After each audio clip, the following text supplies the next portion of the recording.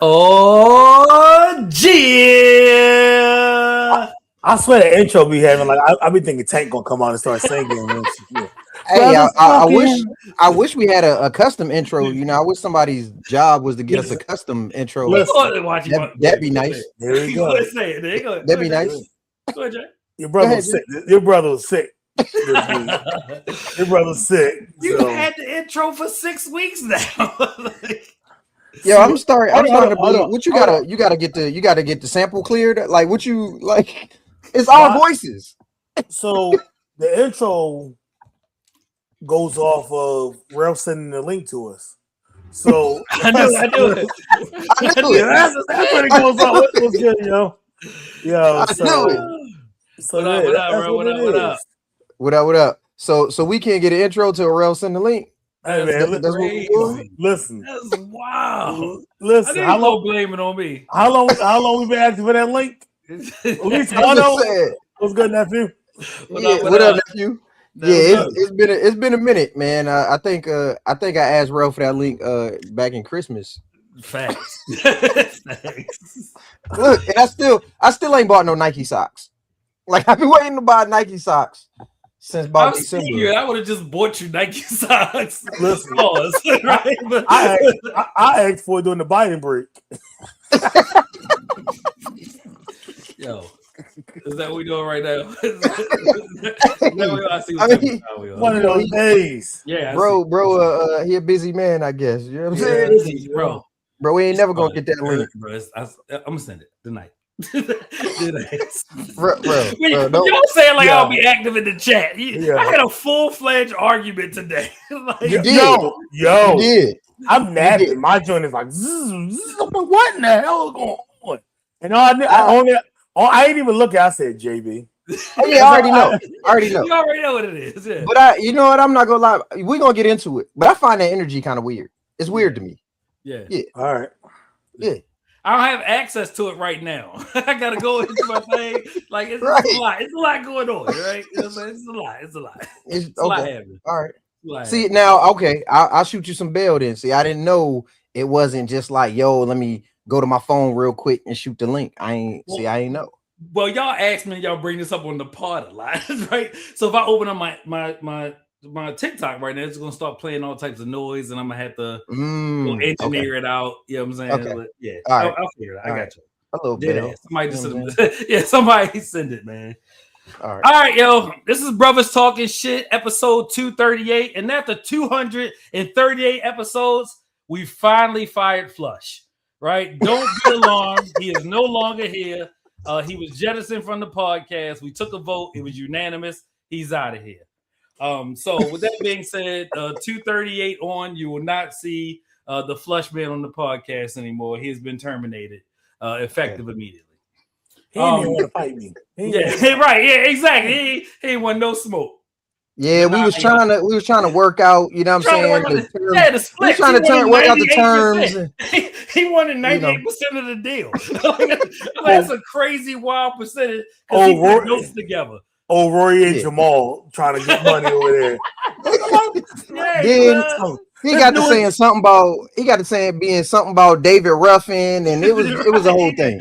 It was a whole thing. It was weird. This high knee in the Brothas Talkin. Right. What? Yeah, I'm the Flush Man. Yeah. And this hot knee in the brothers. You know what I'm saying? Yeah. It was wild. He definitely tried to pull a Herro Melvin. Oh man, Herro ain't saying one goddamn note. Dog, do you know how long it was? Like how old I was when I realized? Right now, Yo, you know how long it was? Like how old I was before I realized that Herro Melvin. That wasn't Herro Melvin singing in the beginning. It was Teddy P. The whole time. Yeah. The whole time I thought Teddy P was Herro Melvin. That's crazy. Melvin, and he's the blue notes. Man, it's crazy. Too funny. I heard Herro was a gangster though.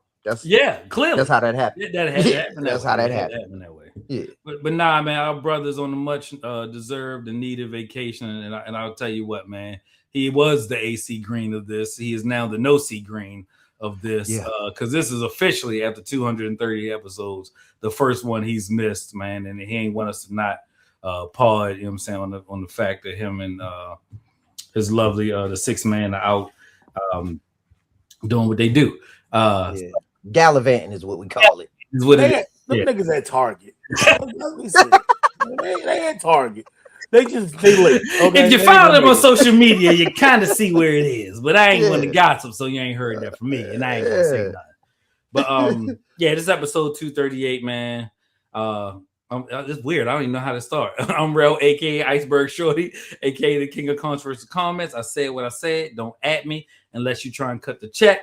I'm also 7.5 Shorty, Relly with the white tee, Scully Rello in the fall, Hoodie Rello in the winter.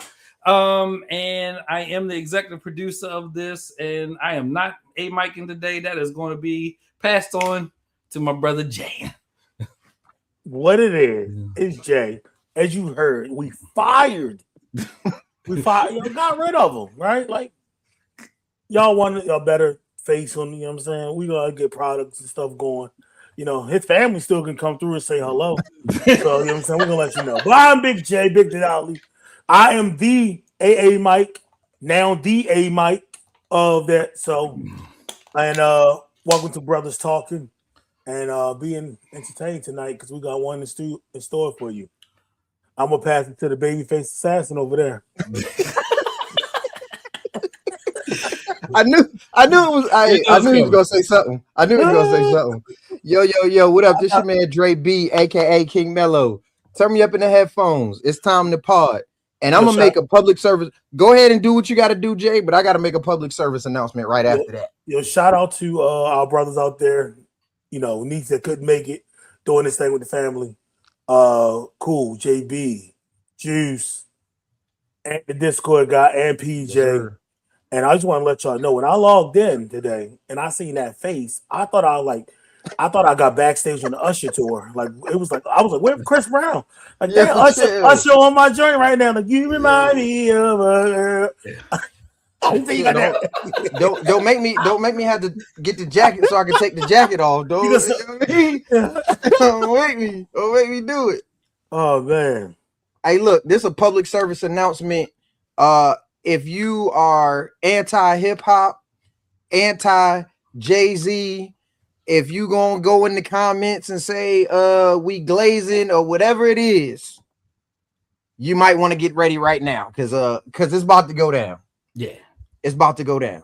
Fact. Go ahead, AA Mike. So I'm gonna start it off with I need a moment. Oh, okay.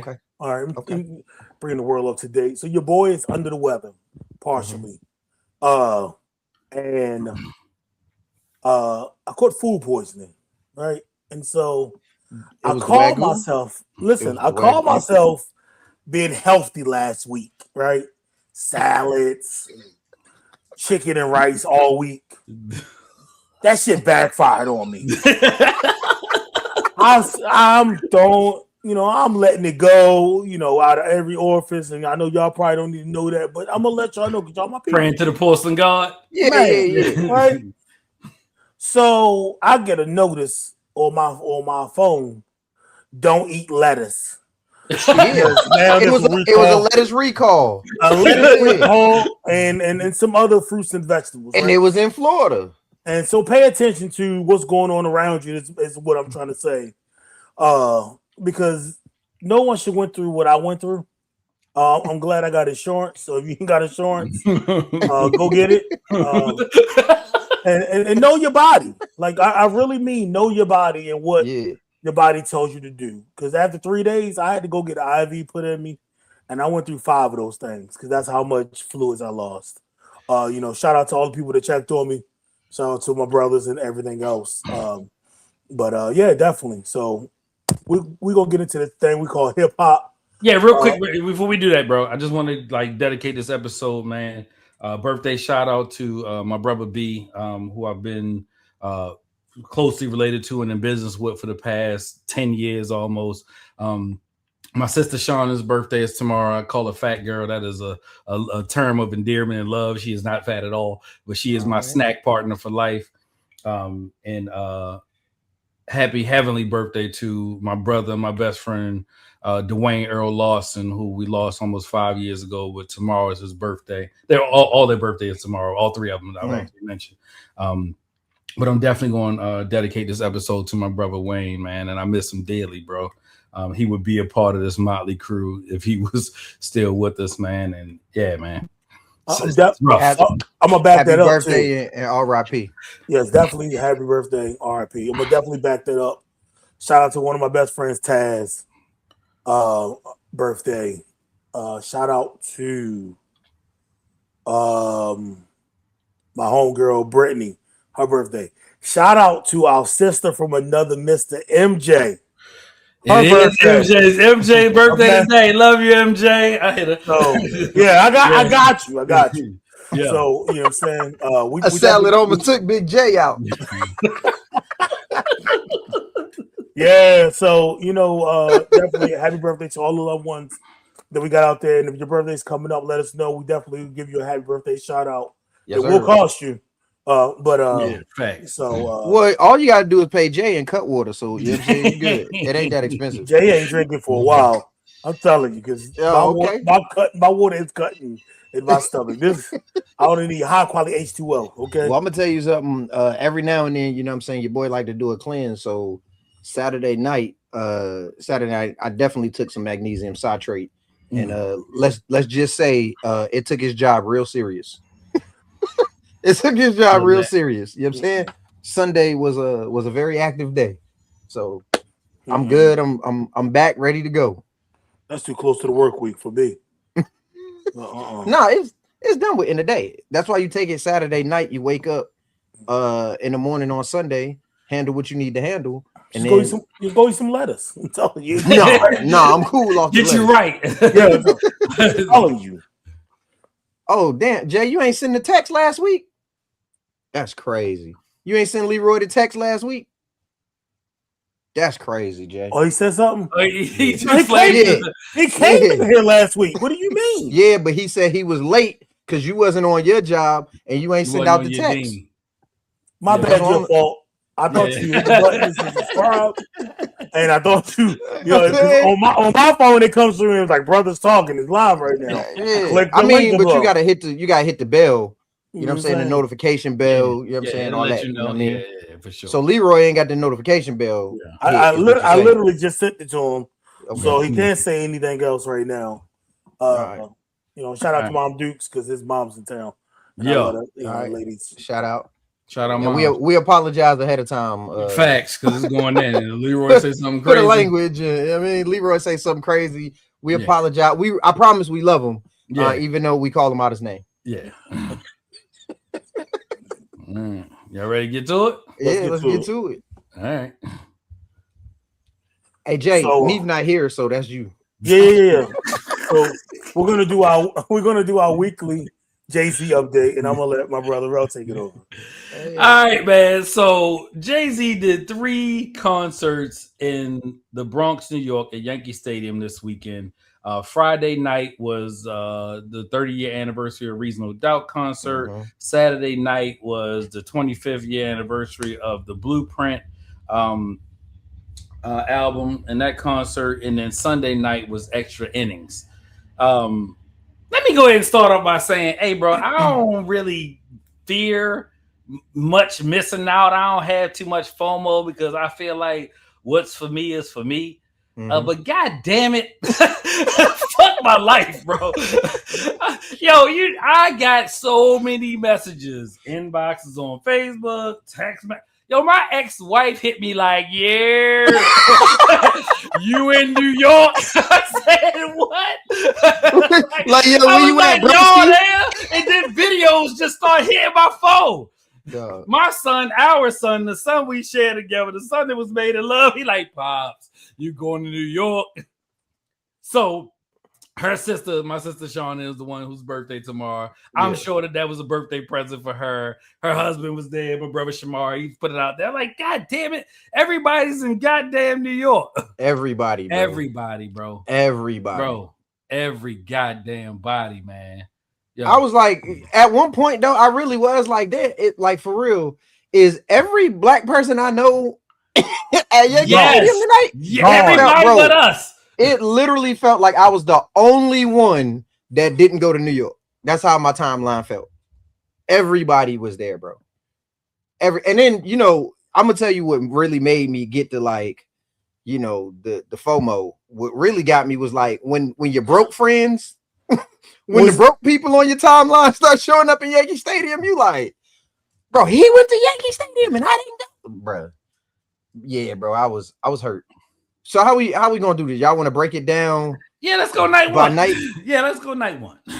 All right, so I'll say this as a day one Jay-Z fan, Reasonable Doubt for sure has a special place, in my heart. To this day, I still think that that's Jay-Z's greatest album. Okay. It's number one on my list, and I felt that way for a very long time. Mm-hmm. To think, right? I was like, all right, well, how he gonna do? Because Reasonable Doubt is like a vibe. It ain't like a real. So I did wonder, like, how is he gonna? Obviously, I know the day one fans is the one that's gonna be in there, right? The hip hop lovers, stuff like that. They're gonna be the ones that was in there. But I really did wonder, like, okay, it's not a whole lot of features, so like, how is he gonna make that work? Yeah. And when I say that this man went far beyond what I thought was possible with that album and that show on Friday night.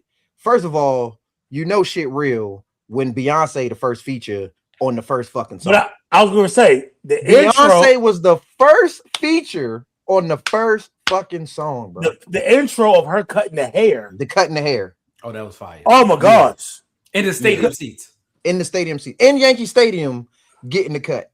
So last month was the break. I mean, the taking out of the locks and the afro, right? Yeah. In Philly. Yeah. And now, you know what? Time to put on that blue Yankee. Yeah. And hit the stage. So, you know what I'm saying? He cut the hair. Yeah. So I'm saying, as you say, I'm getting the info too, right? Like people sending me, I'm like, yo, this nigga, and then I don't want to sound hateful, but I like this thing. I know he owed child support. How the fuck he get to go to Jay-Z? He owed child support. It's crazy. It ain't tax season. Like it ain't like nothing. Like how they in Yankee Stadium? I'm like, I know. You know what I'm saying? Like you sell counterfeit Jordans. How do this is crazy. Your logo look like Shaq, and then you up there just chilling. Oh, but I'm blessed, I got a roof over my head, and so, but I'm still a little, like as you said, I'm still a little, a little jealous and whatnot. But yeah. So the Nas coming out, you know what I'm saying, with the dead presidents, you know what I'm saying, voiceover, and then doing New York State of Mind, like them two brothers on the doing the ad lib, like that, bro. They was in a group, like bro. They was in a group for like 15 minutes. It was Nas and Jay in a bro. That's bro. Already.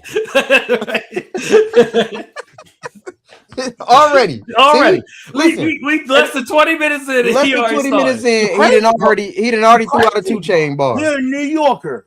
Like you would think a New Yorker, but like, yeah, all right, cool. We like right. Yeah. We moving on. Yeah. So like Nas, Jay, and then how they mashed it together where it was like they was doing Where I'm From, but then they was doing New York State of Mind, and then they blended it in and they was mixing verses. And then the other thing, to go back to when he did Can't Knock the Hustle, not only did he bring Beyonce out to do Can't Knock the Hustle, but then he weaved in the remix, which like you had to be like, you had to be there. You had to be like, you had, if you was there and you know, but like that was a day one fan concert. Yeah. I mean, crazy. And it's crazy because I wasn't a Jay fan day one. Okay. So I came later down the road. Closer to almost the Black album. Oh, so you was almost at the end. The Black album was 10 albums in. God damn. Like literally, the Black album was when he was retiring. No. The first time. I really started listening to Jay, and like this is don't get it twisted. Don't get it twisted. Like I'm Baltimore, but like something about me has always been the South, right? So when he did Florida Big man. Pimpin', when he did Big Pimpin' with UGK, Yeah. I was like, I can start listening to this cat right here. Okay. So Okay. You had that. The Shane Battier is crazy. But yo, so that the New York state of mind and where I'm from, you know what I'm saying, that was dope. You know what I'm saying? I'm a girl dad, so you know what I'm saying, I almost shed a tear to see Blue Ivy on stage playing the keys to Feeling It. Like that was crazy. Man, like, but for me, it was a lot of like the song choices and how he was weaving it in is what kind of made the show great, because that is a tough album to perform start to finish. Yeah, you know what I'm saying? So for him to like mix stuff in like that, bro, it was crazy. And then big tribute, Brooklyn. Family. I'll be honest with you, I think the moment of the night for me on Friday night, because you know what I'm saying, I had to stream.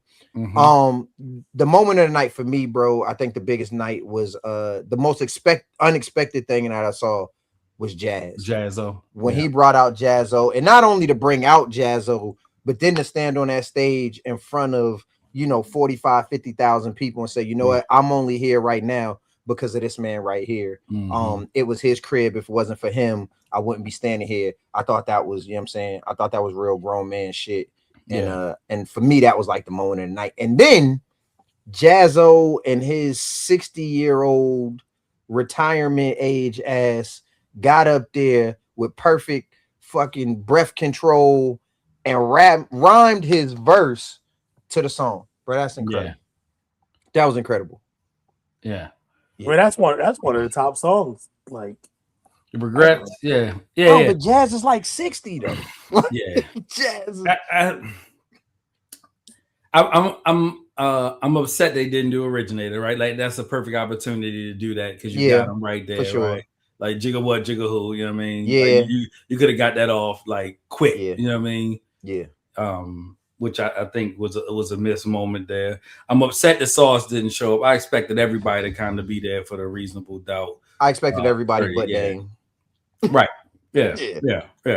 Speaking of Dame, did y'all see that video he posted?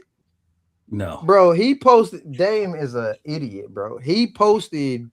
What up, Phoenix? What up, Phoenix? He posted an AI video, and it's Jay on stage introducing, yo, it's my brother Dame Dash. Dame walks up the stairs, daps up Jay, and then security, like a SWAT team, comes and like tackles him on the stage. How about like child support or something? No, bro. It was just a random AI video that he posted. SWAT team comes and pulls him off the stage and takes him off the stage after he was on stage at Yankee Stadium with Hope. Yeah, bro, it's crazy. Jazz is 61 and Hove is 56. 56. Yeah. But I thought that was like the moment. I was disappointed that that Sauce didn't come out there. But you saw my question in the chat, like Sauce is like fat. So like I don't think Sauce got the mobility to do it. I ain't even worried about the breath control. I'm just talking about how Sauce gonna get from backstage. You see how big that stage was? I just don't know how they was gonna perform in the chair. Sauce Money can perform in the chair. Right? Okay, all right, I can see that. But yeah, because Sauce, last time I seen Sauce, he was big. So I don't know if he got the mobility to get from backstage all the way out there to the stage. But I was a little disappointed that he wasn't there. Also, I know I've gotten word from people that was in the building that they was a little disappointed because they thought Foxy was gonna be there because ain't no. And they said like he was rhyming the song, and I guess they had her picture up on the screen. So once they showed her picture up on the screen, people thought she was actually gonna come out, but she wasn't there. And then her brother had done a bunch of weird shit, like posting old pictures, and then he posted a video on his timeline of like him going in her DMs or her friend requests, and it was one from like Rock Nation and like Hove or something like that. So he was gassing it, clout chasing, making people think she was gonna be there. So what's your name? What's his name? You talk. I forget his name. Foxy brother. Yeah. I forget his name. I forgot your name. Yeah. But so Young that was Gavin. Gavin. Yeah, young so Gavin. Yeah, so those were kind of the only things that I was disappointed in. But outside of that, though, I thought it was incredible what he did Friday night. Yeah, I thought that was absolutely incredible. For sure. Yeah. All right. Night 2. Right? Night 2. Blueprint. Which is a whole different vibe. And I felt like you had to be there on Friday. I felt like Friday was for the day one people. Yep. And like I want, like, in my mind, if the money was right, I went to all 3, right? But if I had to choose one, it would have been Reasonable Doubt for me, based on the fact that Reasonable Doubt was the album that introduced me to Jay-Z. So it was such a pivotal moment in my life. I've told the story on the podcast a bunch of times that, you know, driving down the Howard Homecoming with Cool and my big brother Bert, you know what I'm saying? They played 22 Twos for me. It's the first Jay-Z song I ever heard in my life was 22 Twos. So it means something to me of where I was going, who I was with, and how those things were introduced to me. And, you know, I've been a fan ever since, you know what I'm saying, October, November of 1996, right? So a little bit after the album came out, which, you know, it was a very niche thing when the album dropped. Yeah. So it had the buzz and move, and Ain't No was really the song that took it over the top. Yeah. So you get to the Blueprint, right? Blueprint is an important album for a bevy of different reasons. It dropped September 11th, 2001. Right. On that day, you know what I'm saying? I literally was listening to H to the Izzo in Virginia, in Norfolk, on the air station, going to get mail with me and my man Coop. Rest in peace to my man Spin. And H to the Izzo, and they cut it off, and special news announcement, and the towers are down, right? Like, you know what I'm saying? First plane had already hit by that point. And the amount of songs that are on there that are literally classics to the entire Hove catalog. Some people, you know what I'm saying, got, you know, some of the greatest songs on there. And, you know, my first question in the group chat was there going to be a version of Takeover?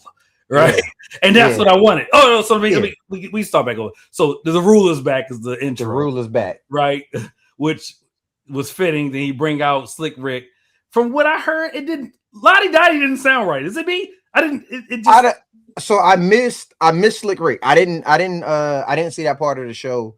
Phoenix, don't do that. Don't do that, Phoenix. Don't do that. I missed that part of the show, so I didn't see Slick Rick when I ended up seeing that he brought Slick Rick out later on my timeline. Okay. On the algorithm. So I didn't see that one. But I did not. There wasn't a world where I saw Slick Rick as a guest on the Blueprint. For sure. There's not a world where I saw that coming. Yeah. I think the most mature thing that Jay-Z did that night was not to do Blueprint. I mean, not to do Takeover. Like none of it, right? You probably could have got a call with the, you know what I'm saying, just the intro and just got some bars off, you know what I'm saying, before you got into it, but not addressing Prodigy, rest in peace, P. Yep. You know what I'm saying? And you just set the city on fire, you know what I'm saying, with Nas the day before, and there's no right way to do it. And I think the only way that he could have done it was a new verse. So I didn't get that, is what I really wanted, you know what I'm saying, from that moment. But I felt like 2.0. Yeah, but I felt like I wondered how he was gonna navigate that also. But I think that I think he's in a weird space though. Yeah. And the reason he couldn't do a version of Takeover is because I feel like whatever he said, people were gonna try to make that about bigger than what it is. Or they were gonna try to make that about 6. Or you know what I'm saying, something along those lines. So I thought the smart move was to just not perform it. I thought what he might do is I thought he might like drop the beat in the background and like talk for a minute while it plays in the back, while the beat plays in the background, and then move on to another song. But he just from what I hear, he just completely skipped it. Yeah. Well, they played the beat a little bit, and who was rhyming over? Somebody's rhyming over it. I can't remember who it was. Yeah, I can't remember who it was. But I do remember like a snippet of it. Yeah. Somebody rhymed over it. But yeah. So and then who else Saturday night? Then Eminem. I think that was probably if you had anybody in New York, that was probably the worst kept secret in New York City. Was that Eminem was gonna come out for Renegade. That didn't make it any less, you know what I'm saying, amazing to see Jay and M on stage together. I don't think I've ever seen them perform that song together. Like ever. I don't, me either. I really don't. Yeah. I can't and also, fun fact, it was Royce's song before it was Eminem and Jay's. It was Royce's song originally. Shout out to Royce to 5'9". I'm a huge Nickel fan, by the way. Yeah. So, yeah. But yeah, I don't think I've ever seen them perform that song together, like literally ever. Yeah. So that was a dope moment. It's funny to me because I saw something online that said that Lose Yourself is dreams and nightmares for white people.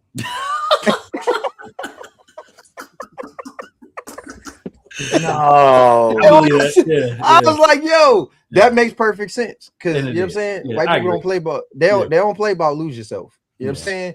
He get to talk about mom's spaghetti. You know what I'm saying? They not playing. Is it would it really be Lose Yourself? What's the other one? No, Lose Yourself. It's definitely you lose yourself. That is definitely dreams and nightmares. Music, the moment you want it, you better never let it go. You only get one shot. Yeah. 1,000%. That's their dreams and nightmares. Yeah, that's their dreams and nightmares. I thought that was dope. You don't know? Absolutely crazy. That right there always does. I wanted MOP. I was gonna get that. I wanted MOP. I was gonna get that. But yeah, go ahead. Yeah, like I wanted him to bring MOP out. I'm like, yo, if he could go somewhere and find out where Jazzo at, I know he could find MOP. I don't know, you know what I'm saying? I feel like they had to be in the right there, right? Like you know what I'm saying? Like they right down the street. You know what I'm saying? I don't. Yeah, I felt like in Fame, my size. Like if Jazz is 6 of me, if Fame is like my size, maybe small. I wanted MOP, but you don't know. I've been to multiple Jay-Z shows. Yeah. And anybody that's ever been to a Jay-Z show knows, bro, it hits every time. Yeah. It hit every time. Yeah. Like he can't go wrong performing that song. Yeah. Yeah. And this, bro, that stadium, like Kanye said, that's stadium status. Right. That song just plays so well in a stadium, bro. Mm-hmm. And it always, whatever the mood is, and he kind of uses that song, even though, you know what I'm saying, Blueprint is on there and it was in the order, but he uses that song a lot in his shows to like control the energy. So that song normally comes in, you know what I'm saying, when he needs to get the energy up and keep the energy up, he normally uses that song to get it there and keep it there. And it works perfectly every time, bro. It's definitely We Will Rock You. It's We Will Rock You. Like for sure. For sure. Yeah. It's one of them ones. So he started that after watching DMX, right? What? And like his performance, he said like his performance got better after watching DMX. Oh, for sure. Oh yeah, definitely. Like, everybody's performance got better after watching DMX. I've heard stories of him and Juvie and Meth and like everyone's just like, yo, that was. But you don't know. It's one of those songs when it comes on. It's like, you know, you heard that, you heard that bass. Yeah, you know and it stops you. It stops you in your tracks. Exactly. You got to. It stops you. It stops you. Yeah. And it's stadium music. It really is a stadium. He got a couple of joints. Like after going to multiple whole shows, he got a couple of joints that literally shut down the whole stadium every time he do them. And we'll get to that. We'll get to that. I didn't hear All I Need. So like, did you? I didn't hear it either. I didn't hear All I Need. I'm not surprised. He definitely did Song Cry. He did it all. I know he did. Yeah, he did. He did Song Cry. All the videos that I've seen of Song Cry, though, all the videos that I've seen, were celebrities fanning out singing Song Cry. Right. So that's everything that I saw was like, you know, LeBron singing, singing Song Cry. 6'8", dog. Sit your fucking ass down somewhere. Yeah. And then you know what made the LeBron? I saw a LeBron video, and you know what made the LeBron video weird to me? What? Was that you're in Yankee Stadium. Mm-hmm. I know you didn't go there by yourself, and even if you did, you're LeBron James. Right. It was a video of him walking back and forth in an open space, rapping all weekend, towards bro. the crowd. All weekend. Towards the crowd. Bro, ain't nobody come to see you. Rapper hands and everything, bro. Yeah, rapper hands.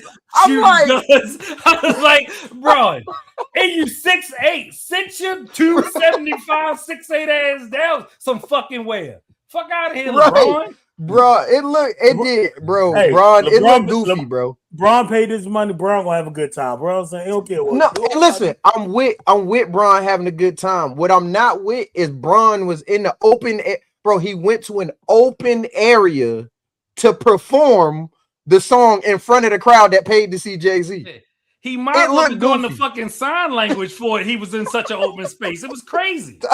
Like you should just get on the stage with hoes. Yeah, like where did you find the space? Like you had to go looking for space to be able to do that. That whole point him while like, oh, they go LeBron. like LeBron. There's 50,000 people here. And you point out LeBron James. Like, oh, there you go. There you go, right and there. I mean, a lot of open space. Like you could have probably fit another 500 people. Yeah, but comfortable. Yes, bro. But again, you got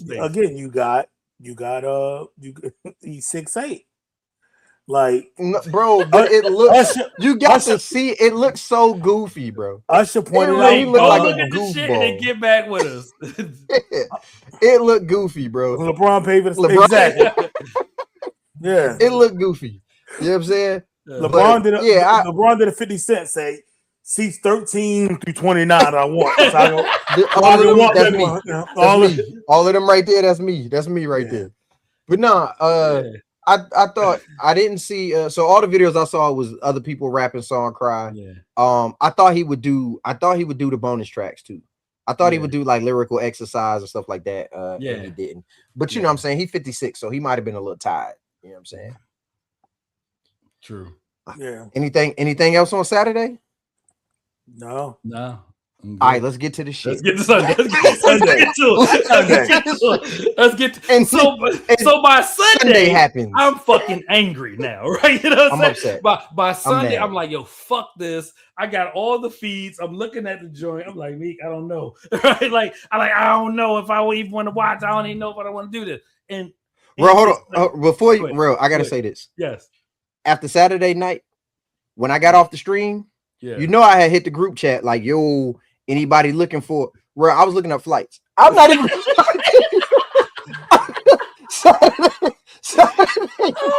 You was already flying JFK. You was already flying JFK like that. Bro, I was on my way to LaGuardia, bro. I ain't even about to, bro. No. I was looking up flights, bro. I really was looking up flights because, hey, I was about to happen. So you don't have the helicopter no more.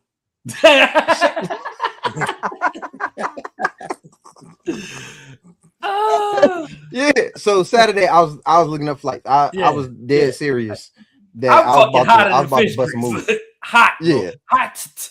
I was like, yo, this motherfucker. And Sunday, I know Sunday gonna be the best one. I knew Sunday was gonna go crazy. I felt it in my head. But go ahead, Dre. Take it over because you go ahead. I just had to. I'm just mad. And then like what happened? So I wasn't gonna watch it, and then what happened was you hit the chat. Now you take it. I'm at the house. You know what I'm saying? And I was mad about. I had the FOMO. You know what I'm saying about Friday and Saturday. Yeah. So I was doing things around the house. I was kind of chilling. You know what I'm saying? And then I don't know. It just popped in my mind. Literally, I'm like sitting on the couch. It just popped in my mind like, oh, the concert.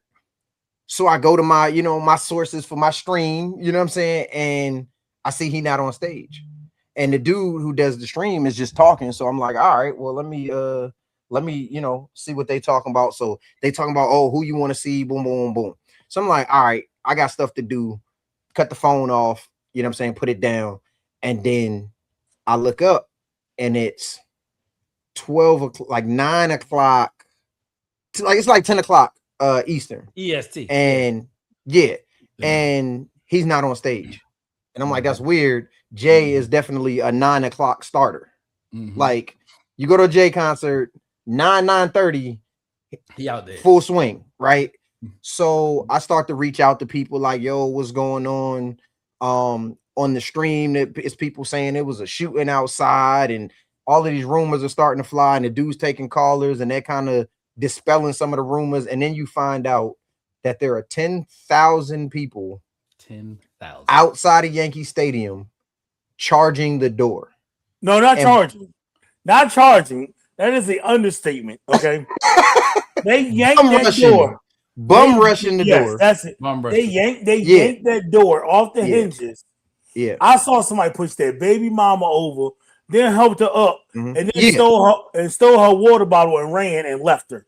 Like, nah. You know, and I knew it was real. It was a security guard. It was a security. Trying to push people back out the door. No, he didn't know what he was like.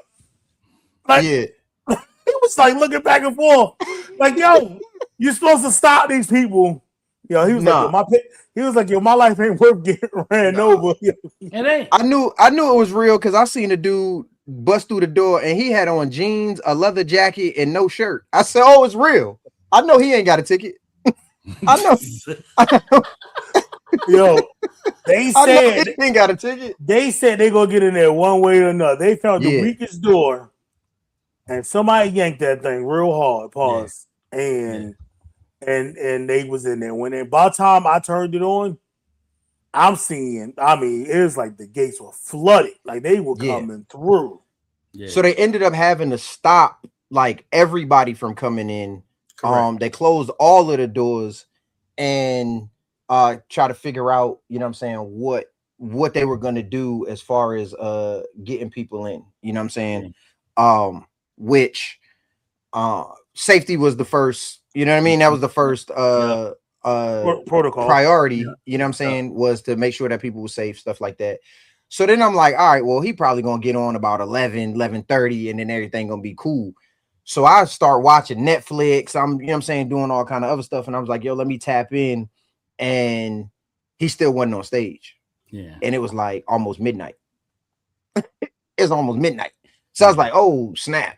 Like, this is a disaster. So we in the chat, this is a nightmare. Like, and I thought for sure, like, if he wasn't on by like 12, I thought for sure he was going to cancel the show. And then, of course, they figure it out and Hove gets on stage. And it's fly because he addressed it. Yeah, came out there like, yo, took you know what I mean, shouldered it, was like, yo, listen, they told me it was 10,000 people outside. I want to make sure everybody out there and everybody in here is safe. You know what I'm saying? And then he proceeded, pause, to completely show his ass for about 2 or 3 hours. Yeah. Fucking incredible. Let me say this. Do you know how fan base starstruck you got to be to cancel your own concert to go to a Jay-Z concert to jump on stage with him? Bro. And that's what Jeezy did? Jeezy canceled his residency at Planet Hollywood in Las Vegas, Nevada. Yes. Canceled a show to do 2 songs with Hove in Yankee Stadium. Yeah. Bro, it's incredible. But I mean, there's more incredible shit, right? Like, there's more incredible. Go ahead, Dre. I'll get you. Yeah. So I kind of knew. I knew off rip. I say, you know what? So if there was a show that I was going to fly in and pay for me, it was Extra Innings. Yeah, that was the one, and that's because I knew it was going to be no holds bar. You know what I'm saying? 2 or 3 hours of hit after hit after hit after hit, and I'd be damned if it wasn't. Yeah, but I will say the guest appearances definitely surprised me. Yeah, he surprised me with a couple of them guest appearances for sure. So meantime, down here in the great state of Maryland, in the District of Columbia, Usher and Chris Brown was on Friday. Yeah, right here. Usher and Chris Brown did back-to-back concerts on Friday and Saturday. Usher was in Yankee Stadium on Sunday night for Extra Innings, and guess what Usher is tonight? Back in DC doing the concert. Right? This motherfucker had 1 day off between concerts, and he took his ass to the Bronx, New York, and danced around and sung a goddamn song with Hove and did throwback, and then got his ass back on the bus, a car, train, or plane, and back to DC to rock the show. Yes. Incredible. Incredible. Now, I'm just go ahead and put it out there. If there was one disappointing moment for me, I don't know what was going on, but Tiana Taylor just didn't do it. It didn't hit for me. She didn't do it. It didn't hit. I appreciate it. I understand him bringing her out there, New York City, the whole thing. Yeah. I just don't think that was. I don't think that was for her. Can't Knock the Hustle, wasn't it? She did Can't Knock the Hustle. Yeah, I don't think you where can. Where the fuck is Mary at? I think Mary Las Vegas residency. Mary's okay. And as a matter of fact, Ja Rule wasn't there because Ja Rule performed at Mary J's Las Vegas residency. And so that's why he didn't come out when Joe and Jada came out. Yeah. And then I did see a video. I didn't get a chance to do no research on it, but they actually said Mary brought out Ja Rule after performing something with 50 Cent. So they was was both in Vegas at the same time. Right. You know what I'm saying? Doing something with Mary. So that's pretty cool that she navigated that. But but I mean it was Mary Wood. Yeah. But Sunday night was incredible though. Let me see who else brought out the clips. Swiss. I kind of figured. I mean, Swiss was there the whole weekend because of Alicia, so I knew he was gonna get some time. Yeah. The clips. Pharrell. Yeah. Of course. Fat Joe and Jada was a surprise for me. Yeah. I figured Bleak was gonna come out. I was actually surprised that there was no state property. Fat Joe was more surprised than Jada was because Jada was signed to Rock Nation for a while, or maybe still. But I just didn't the locks are Rock Nation. Yeah, but I just didn't see that whole. I didn't see that portion of the show coming. I didn't. Yeah, he got me. I knew the Dream was gonna be there because he kind of gave it away. When he was on Angie Martinez, he kind of gave away that he was participating. But no Church in the Wild with the Dream is kind of crazy. I liked it. Yeah, I liked it. Yeah. I knew show. He ain't doing shit. Fuck out of here, Frank. Fuck out of here, Frank. You ain't no residency. Yeah, but that dream.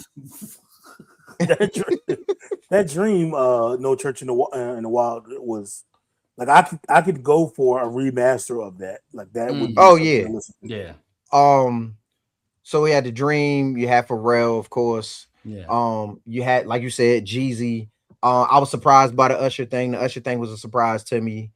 And then he really got with the shits and brought out Rihanna.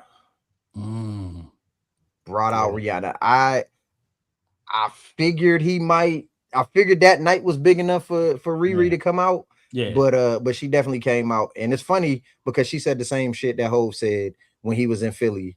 She said, I missed this shit. Yeah. I missed this shit. Yeah. She said yeah. And then she proceeded to shut some shit down. Of course, Queen B did her thing. Yeah. I thought it was dope. Jazzo was actually there on Sunday night. He was in the crowd. I thought that was dope that it wasn't like some bullshit on stage and then they go back to normal. Like, nah, he was there to support on Sunday. I thought that was dope. But all in all, Sunday night was fucking incredible. And he performed till about 3:00 in the morning. Yeah. So he literally did the whole show. He ain't cut it short. He ain't cut no corners. They literally did the whole show. He got off stage about 3:00 in the morning. He told him y'all was gonna be at a 5. That's what he said when he started. He's like, we're gonna go to 5. People calling that babysitters, yo. Oh, 100%. It was crazy. 100. I seen one joint where the girl, it was like where the girl was like, it's 3:00 in the morning. And she had a 7:00 flight back to New Orleans, but she didn't care. She said she wasn't leaving until Jay got off that stage. Yeah. You know what I'm saying? I think where they missed the mark at the MOP, right? Because they did You Don't Know Again. And I like the stream I was watching, got like MOP. So you're saying like people coming out there, but it was really the guitarist. I was like, God damn it. You know what I'm saying? Like MOP was supposed to come out there for that. And I think not having Cam there to do Welcome to New York City. When I heard it, I thought he was there. But Cam live in Vegas. Jeezy, they could have got on the same plane. They could have. They could have got on the same plane. Yeah. Him, Mary, they all could have got into the same plane. They really, I mean, as late as the show started, they really could have done Mary's show and made it to New York and got on stage. And you got a time difference too, so that's what I'm saying. That's what you're saying. Yeah, that's what I'm saying. It was 9:00 here, so Mary could have done an early show and got on the flight. But I like I said, I thought the show was incredible. But I knew with no constraints, I knew he was gonna show his ass. I knew it was gonna happen. Yeah. I thought I definitely. So after I watched the stream, I stayed up and I watched it. You know what I'm saying? After that, I spent today and the better part of last night looking up tickets to October show in LA. That's so fun. Because that FOMO is kicking in, and I can't let him have another legendary night. And I'm up the street. He can't do it. He can't do it in my backyard. Yeah. And I want to at least be like, you know what? I might have to. Yeah. And by the way, I'm a Libra. So if anybody out there looking for a birthday gift for your boy, you can contribute to my Jay-Z ticket fund. Because your boy trying to be in SoFi. I'm trying to be there. I love LA. I'm trying to be there. Basketball season is around that same time. Yep. Yeah. Football season is also around that same time. Yeah. So yeah. Yeah. I'm just trying to figure out, what I'm saying, right now, how much of my discretionary budget do I want to spend on these tickets? Because I feel like I got to be there. After Sunday night, I feel like I got to be there. Yeah, I feel like I got to. You got to. Yeah. This is a must. Got to figure this out. Yeah. We'll talk, brother. We'll talk. We'll talk. we will definitely talk. Yeah. All right. Hey, call Phoenix and tell her come back. Tell her we almost done. Yeah, but I just thought the whole weekend was incredible. I think that people gotta understand, like, one of the biggest flexes in all of this is the fact that, like, this man sold out Yankee Stadium 3 nights in a row, and it was to celebrate a 25 and 30-year-old album, and other artists just are not doing that nowadays. They just not. You know what I'm saying? Did you see how uncomfortable and how, like, he low-key, I think he was kind of upset with that shit Pharrell was talking. He kind of was looking like, man, like, Chatty Patty. He was Chatty Patty P. You know what I'm saying? Like, yo, shut up. He was directly talking to Drake. Yeah. Like, oh, I hope you kill him. Like, yo, chill out, man. Directly talking. Oh, she here. Yeah. All right. So Jay-Z did his thing for this weekend, and for sure. We'll see you in October, Jay. Yes, sir. Where you want to go next? Just to kind of button this up, lots of talking in the chat. Like I said, Jordan, my cousin JB, right, my brother in real life. Every time bring up Jay-Z, him and Juice kind of bring up Drake, right? Like it's always a thing. Like it's a comparison. I keep telling them Drake swung first this round. Jay-Z was minding his business and he just addressed it. It's crazy to think that Jay-Z ain't the GOAT, right? And the conversation was he's too old for this, right? And I hate that. And I tell him that we're a detriment to our own people. We're talking about hip hop that's 52, 53 years old. Yes. Right? Yes. And Jay-Z is older than hip hop. Yeah. Hov will be 57 in December. Yes. It's not fair to us to say this is a young man's game. He can't keep up. He can't do X, Y, and Z. Based on what? You know what I'm saying? This isn't a physical sport. Then he started talking about things physically. And I was like, you're talking about somebody who doesn't write down lyrics and never has, right? There's never been a rumor of this. So we're talking about all these hits that haven't been written down, and you've seen the bodies of work over time. How could you not respect this greatness? Over 30 years. 3 nights of sold out concerts in a fucking stadium. And we're talking like legacy and greatness. And we are not any stadium. Any stadium. Yeah. Yankee Stadium. Yeah. And the weird, and another thing that, you know what I'm saying, I don't think people are really really giving this man credit for is that he is 56 years old. And he did just do 3 nights in Yankee Stadium. And I don't think people are really giving him credit or really understand how difficult it is to perform songs with no background vocals. There's no background vocals on his performance, meaning if he miss a lyric, if he, you know what I'm saying, is off beat or whatever, it's going to show. So he is literally rapping.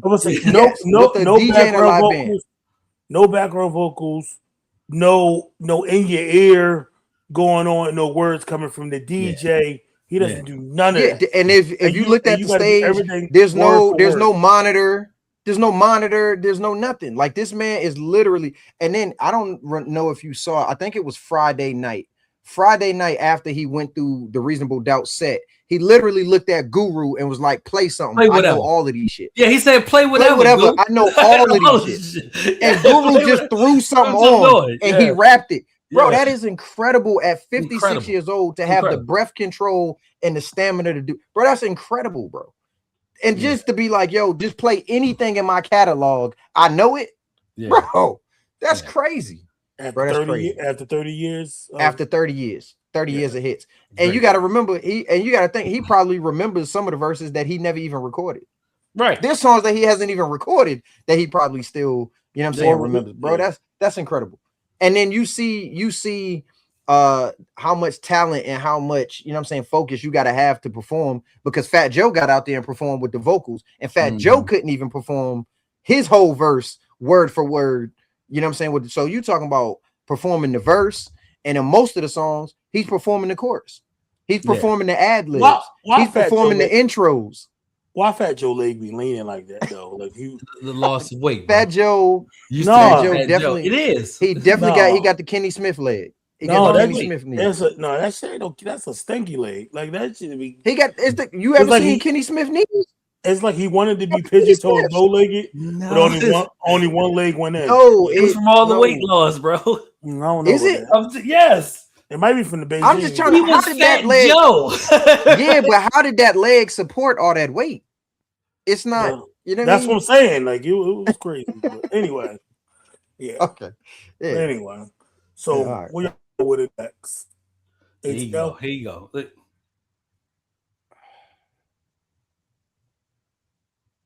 Sit your ass down, Lee. Like what? So no. You want to? If somebody paid, what other artist has sold out probably the second or third most famous stadium in the country 3 nights in a row, and the only thing they promised you to do was perform one album? He sold out Yankee Stadium, and he only promised he was going to perform Reasonable Doubt on night 1. He only promised you not the whole catalog, not anything else. I'm going to perform one album, and he sold it out. Then he said, I'm going to pick another album, The Blueprint, on the second night. I'm going to perform that one album. Other people are not doing that. And Lee, let me go ahead and address you, because you keep skipping points, and this be the shit. Like him, Jay, it's Juice, it's JB, and it's Lee. You see what he said? And I'm gonna bring his comment back up, because it's really funny as shit right there, right? So, why you like that? Who hurt you? Right.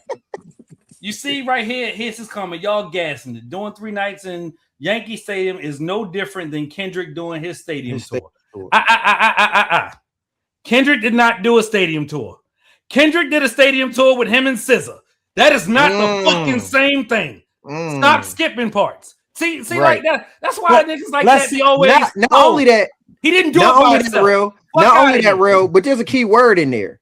There's a key word. If you look right towards the end of that, you said stadium tour. Yeah. This man's not on tour. Right. This man literally woke up and was like, you know what? I had fun at the Roots picnic. Hey, I'm gonna do Yankee Stadium. Yeah. Oh, them 2 sold out. You know what? Give me the stadium a third day. That's not the same thing. It's not the same thing at all. Let's see if Kendrick will do this at 56. Right? See, I hate when people say Kendrick and Drake could do that too. So why they not doing it? Kendrick, they can't, but they can't and they won't, right? And this is the thing, like they don't have 30 years in the game. They don't have the breath control that SZA this was man not can an do. add-on. SZA was a part of the tour. They did it together. Yeah. She was not an add-on. Yeah. Get your stories together. It was introduced as a tour with the both of them. Correct. Yeah. But again, there's a difference between a tour that we're advertising and hey, I'm gonna do these 2 shows in Yankee Stadium and selling them out. That's not the same thing. If Jay-Z did a tour, he could sell out every stadium in the country. But he didn't do a tour. He literally popped out, was like, yo, I'm doing Reasonable Doubt. Y'all pull up. And it sold out. And he did the same thing for Blueprint. It's not the same thing. It's levels. So we got about 25 years before we can say Kendrick Lamar will be on the same level if he does a tour like this. And what Drake 40, so you know what I'm saying? Let's see what Drake doing in 16 years. Yeah. So, all right. And I mean, this is a guy that people tried to tell me wasn't relevant to the culture, which is crazy to me. But I mean, my algorithm has been completely hijacked this entire weekend. You know what I'm saying? What's up, Big?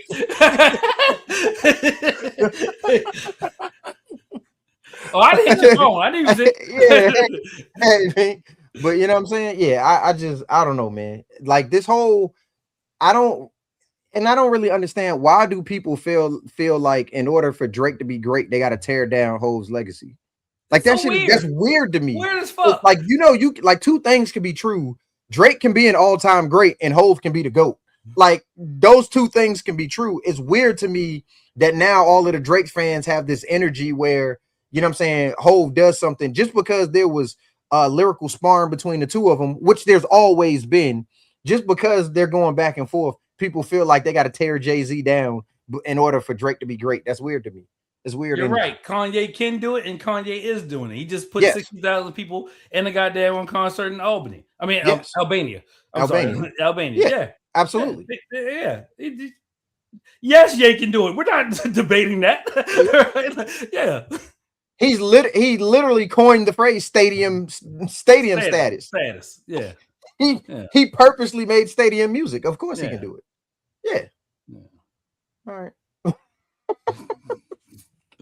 Do you think never mind. Drake won, Hov 2. Okay. All right, see, look at him. If y'all don't think Kanye West can do it, y'all bugging.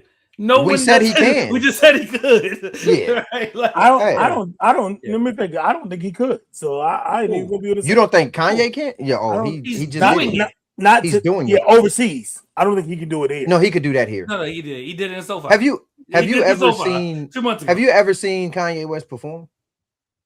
Yes. Where? It's incredible. It is absolutely phenomenal. I seen him before the crash out. Okay. Oh, I have seen Kanye perform on multiple occasions. He did the best performance I've ever seen from him in person was the Glow in the Dark tour. It was absolutely fucking incredible. That might be one. Like absolutely, when he was alone on a planet by himself.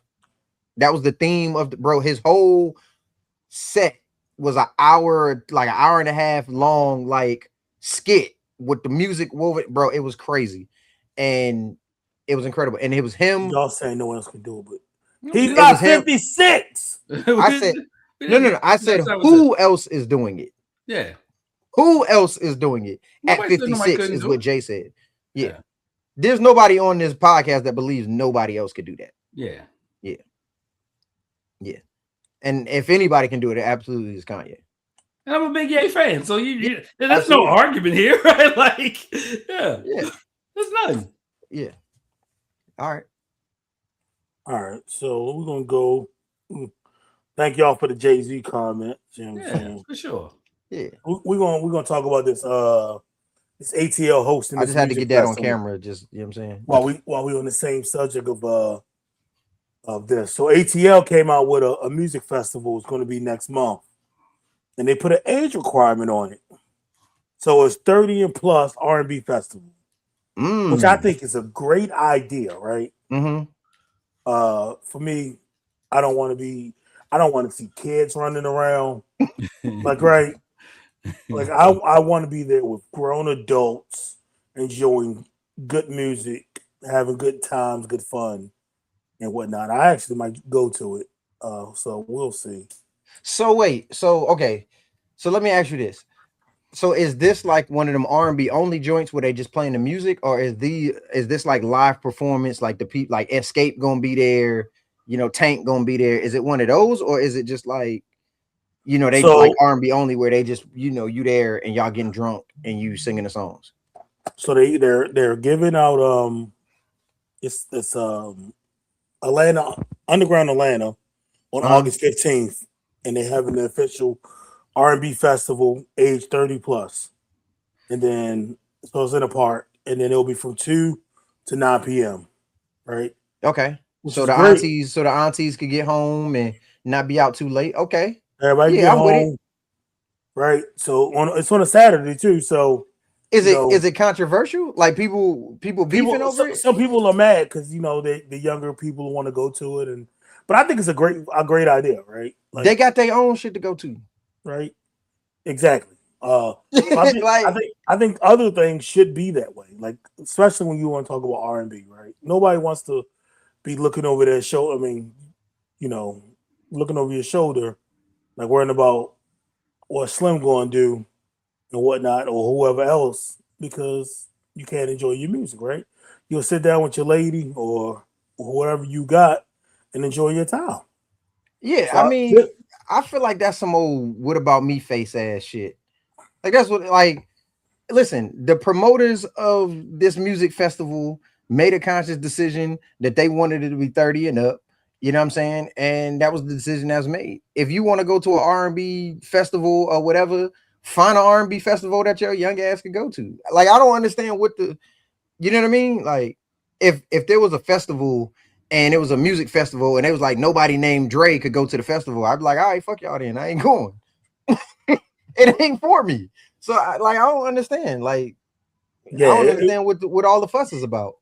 that should be good though. Like because you go to some concerts and you get that mixed crowd and things like that. All And the it don't work. it Have does. you ever been? I've been to like a show at like an amphitheater, you know what I'm saying? And it's kind of like a music festival thing, and they're trying to mix the Commodores and New Edition, but then they got SZA opening, you know what I'm saying? Like that type of thing. It does sometimes that doesn't work. And so I'm going Wednesday. I'm going to be going to Akon. what I do, Phoenix?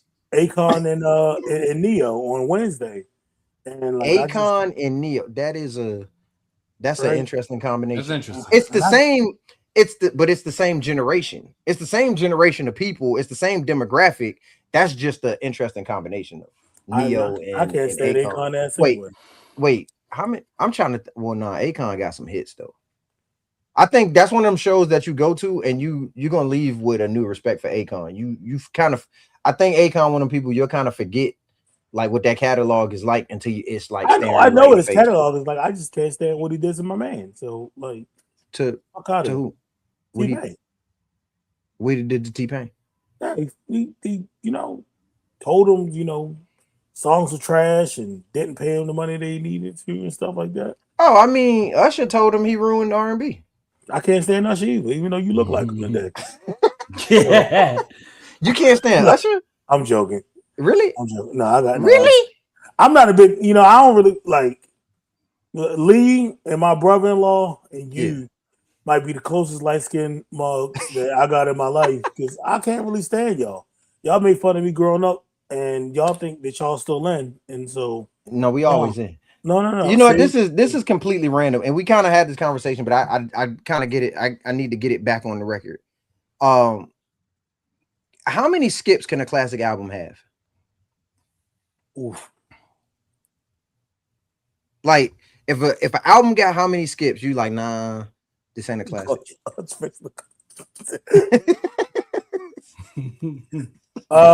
You can't have more than 3 skips. More than 3? Okay. The reason I asked that question, because the other day, right? So me and my wife, we riding in the car, Saturday night, we riding in the car, and she turns on my arch nemesis, Jagged Edge, right? She turns on Jagged Edge, and it's J.E. Heartbreak. And in my mind, thinking back to when I was younger, J.E. Heartbreak was a classic to me. I'm like, oh, that's J.E. Heartbreak. That was a classic, Promise, and blah, blah. And she starts playing the songs, and then she's like, oh, yeah, I skipped that. Oh, yeah, that's a skip. Oh, yeah, I hate that song. And I was listening to it with new ears, like, wait a minute, that album wasn't that good. But I felt like when I was younger, I felt like it was a classic. I felt like I wore that CD out, but that album wasn't as good as I remember it being. So that's why I was wondering, like, dang, how many? Because she skipped a good like 5 or 6 songs. Like, boop, nope, nope, don't want to hear that. Nope, that's trash. And I was like, damn. So let me ask you this: you your car stores music, like so you can just go through albums. Huh? Like that's what I just got. It there. actually does. Yeah. Right? So Jay, like so you got like a record player like on your dash, like you like all right, let me like rotate. no, Jay, it's on the screen in the car, and you hit the. If you don't like the song, you skip it on the screen. You just skip it. I don't got no CD player in my car. I ain't had a CD player in about 10 years, 15 years. No, it's on the screen. So Hey, she skipped. I mean, like real. Let's go to her. dog, she skipped a lot of songs, bro. You see, Marie said 2 skips per 10 tracks. Okay. That's a good number. That's a good number. That's fair, yeah. That's a good number. Like, so is it 15 and 3? You know what I'm saying? 4 at 20? Like what we saying? That sound like she sound like Pandora. Yeah, okay. Remember when Pandora first came out and people like nah. And then you be like you reach your daily skip limit and shit. Like that's when I that's at the point when I that was the point when I kind of felt like Tupac was overrated. But that's a story for another day. So number 1 was Heartbreak. Number 2, Jay Heartbreak, the intro. So the intro's fire. Heartbreak. Yeah, it's fire. And then did she say number 2, 3, He Can't Love You. Okay. We 4, listen to that. Trying to do. 5, the girl is mine. 6, Healing. Probably not. 7, Let's Get Married. Yeah. Of course. 8, True Man. Mm-hmm. Yeah. 9, Can I Get With You? 10, Promise. Yeah. Of course.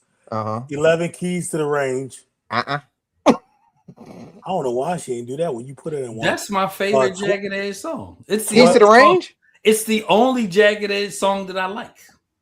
Keys to the Range is the only Jagged Edge song that I like. I like nothing else from Jagged Edge. That's because you don't like Promise? I like nothing else from Jagged Edge but Keys to the Range. That's it.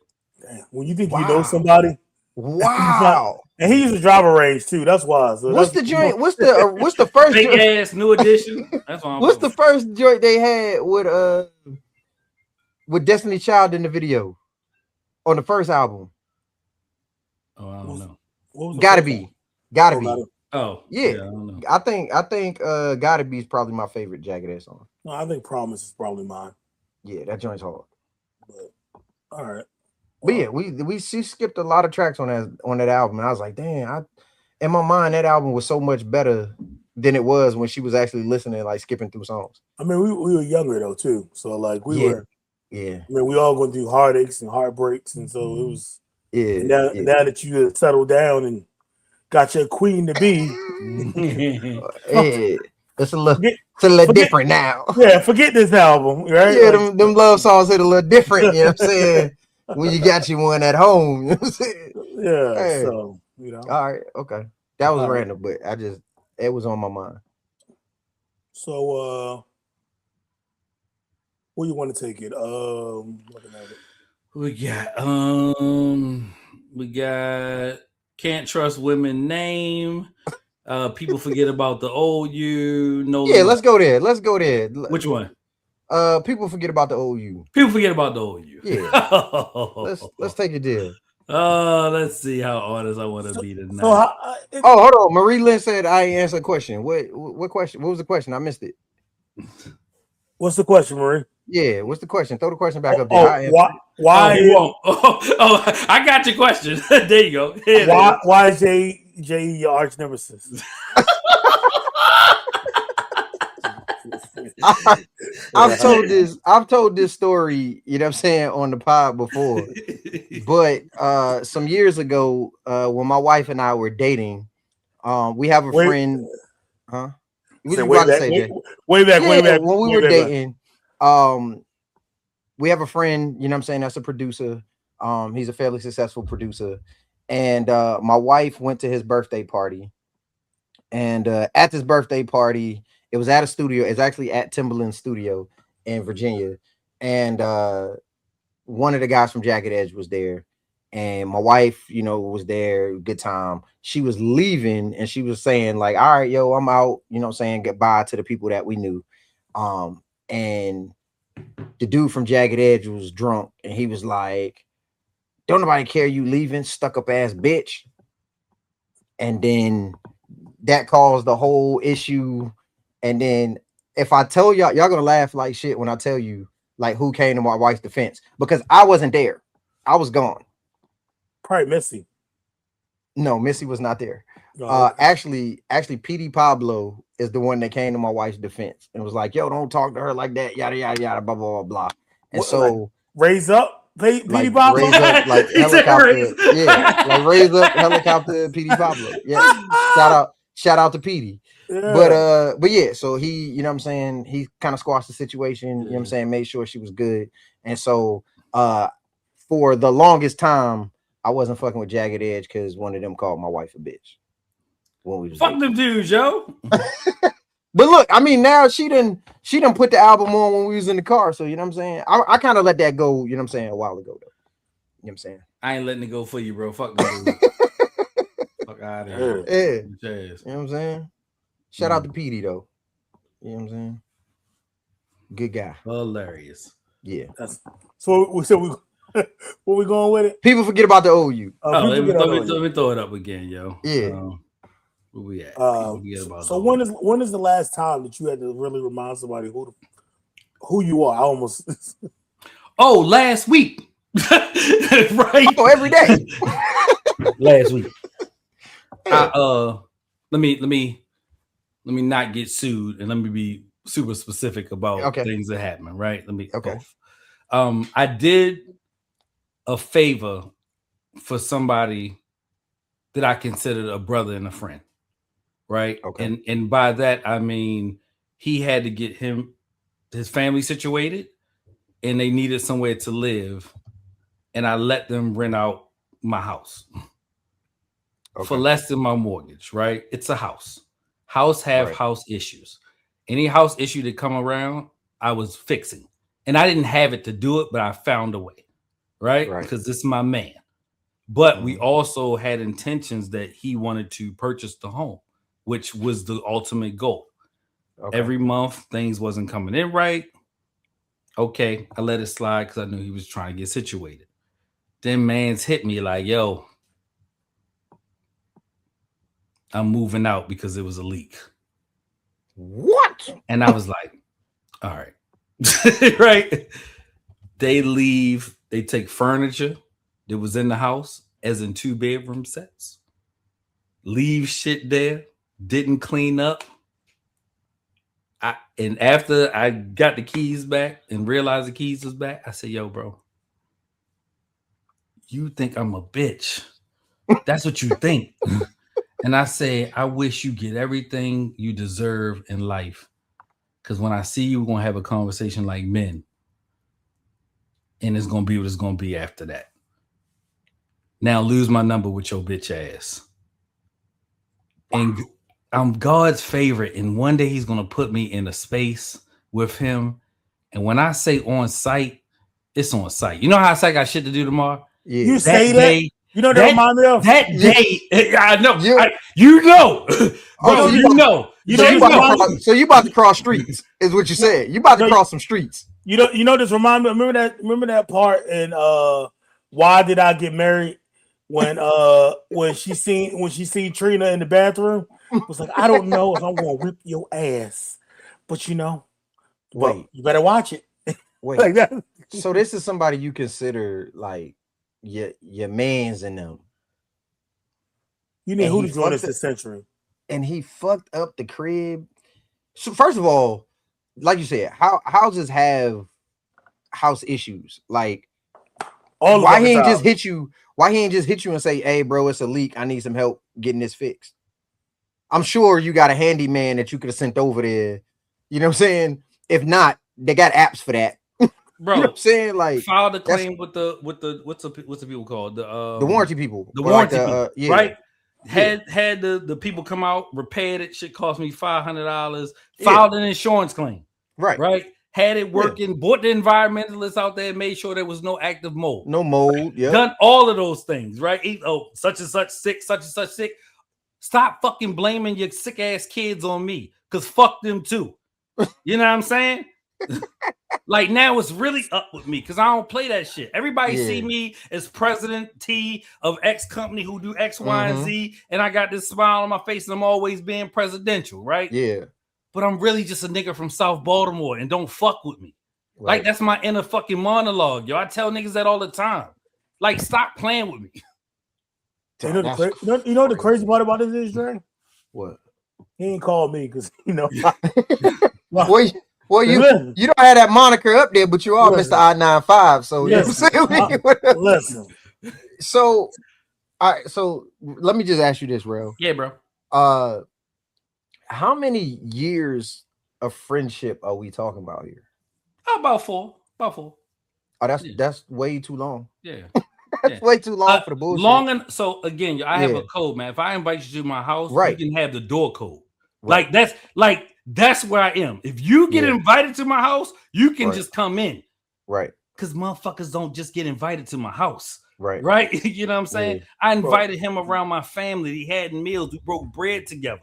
I would do anything for this dude. And I did. Yeah. I mean, renting somebody your house for less than your mortgage. I mean, that's it's kind of up there. He didn't even have a common decency and courtesy to tell me they was gone. And he cut the fucking AC off. It's 100 degrees in Baltimore. I'm gonna choke the shit out this motherfucker when I see it. Oh my God. It's that's rat, crazy, yo. Bro, that's crazy. No, like that's my mama couldn't save him.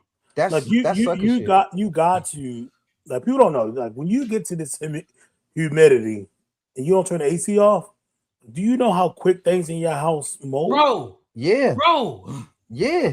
Like in no time. I'm talking about like you can start getting mold in 2 days. A day or two.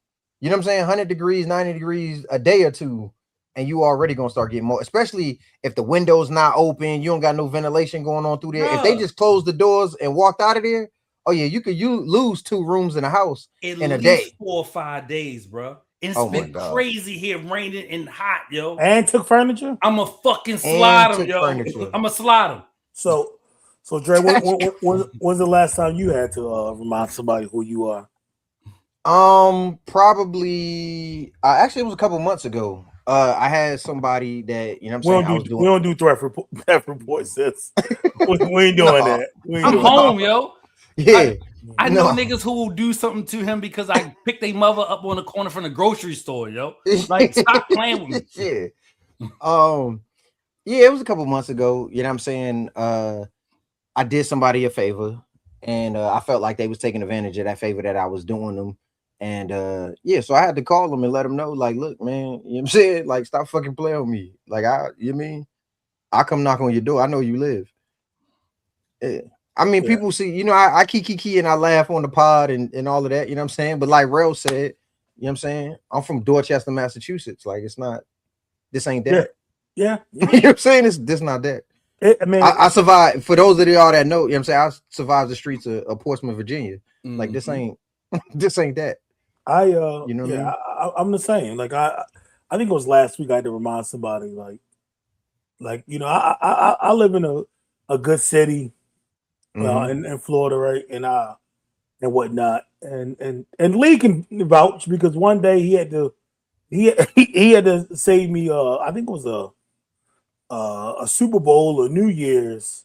I almost shot my neighbor. Anyway, hey, yo, what? Wait a minute.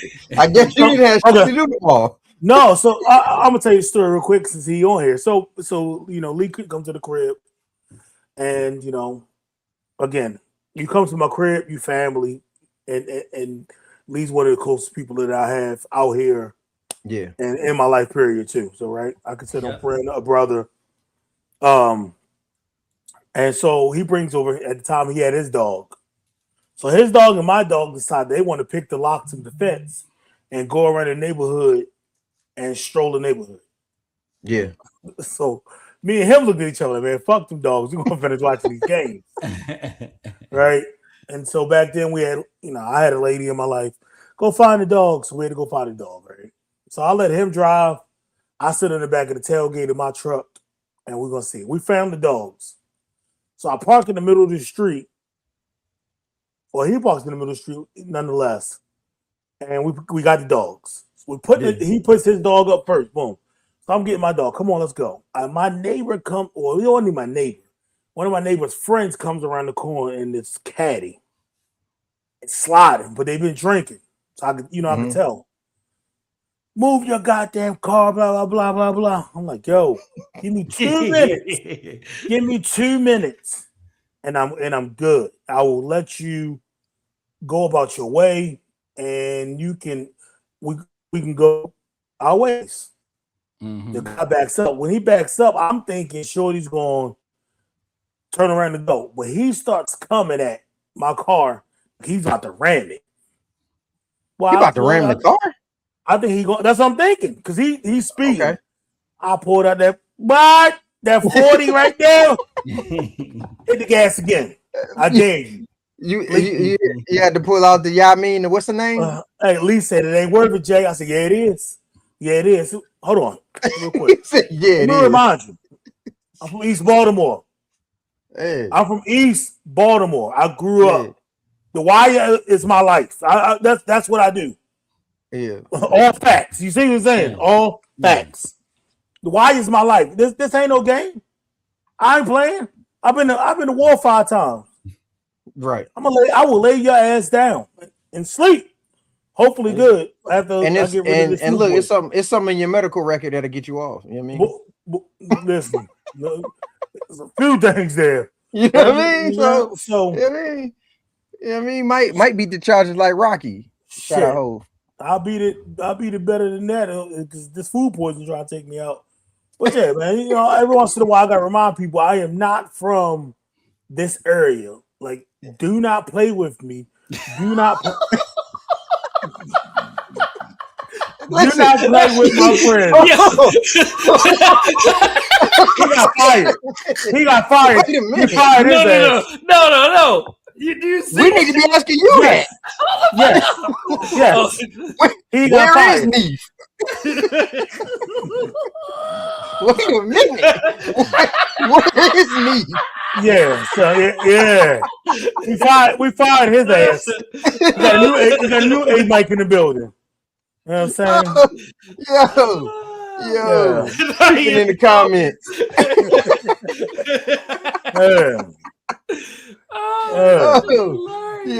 Y'all funny, man. Y'all in the comments, why?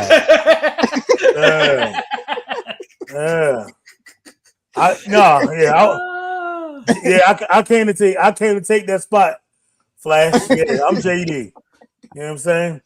He ain't late. We got rid of him. We got rid of him. He didn't tell you he got fired on his day off. Listen, we told y'all Harold Melvin, the Blue Notes. It's a long story. It's a long story. He wanted to be David Ruffin. He wanted to be David Ruffin. You know what I'm saying? You his manager. You should know where he at. She came like, yo, where Neef at? That's funny. Oh man! So wait a minute, are y'all sitting next to each other like commenting in the chat? So fucking Eric drinking Mai Tais and shit. That motherfucker got a virgin pina colada in his hand. I know he do. With a fucking wife beat on. Nah, he got it's the Coors Light. He got the Coors Light. I mean, the Coors Light. No, he got something with an umbrella in it and a strawberry on the side. Some Bob Marley. It was sweet ass. That's what he got. Let me get 3 Bob Marley for Coors Light. Hey, you know you're gonna say, hey babe, let me taste yours right now. Get out of here. Yeah. But yeah, that's the last time that really and people actually no, I lied. I had to when I was in the ER yesterday at Costco, huh, Jay? No, I had to go up on the doctor in the ER when I was in the ER the other night. So Jay. For what you was in there for, you gotta be careful getting your pressure up with everything you had going on, Jay. Listen. I mean, I don't want to go, but if I go, my next of kin to go and take care of me. You know what I'm saying? whatnot. But listen, so yeah, yeah. Yo, I bet you he wearing an extra small. He wearing an extra small white beater showing his titty nipples right now somewhere. Get the fuck out of here. The nerve of New Jersey ass people come on my podcast and start talking. You get rid of you. New Jersey Neefy. I dare you come to my podcast and talk that. Stupid as shit, yo.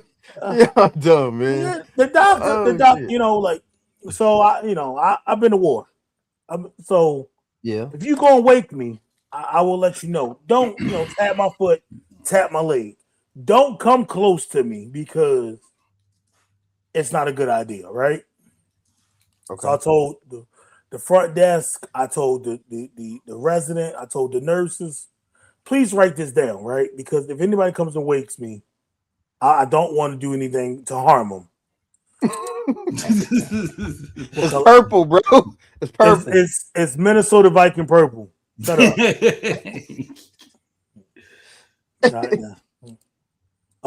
So wait, Jay. So hold on. You said if they wake you up, they gotta touch your leg. Don't touch your foot. Yeah.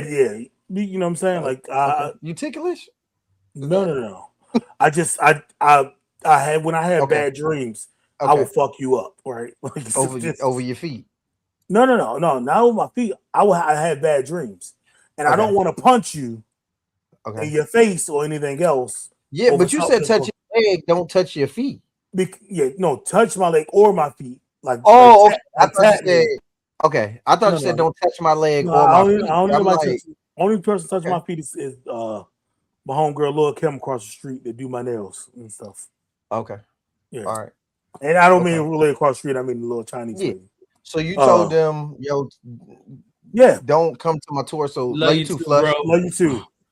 So don't touch my torso when you come to wake me up. We don't miss you. And you ain't coming back. We'll send you the link, but you ain't coming back.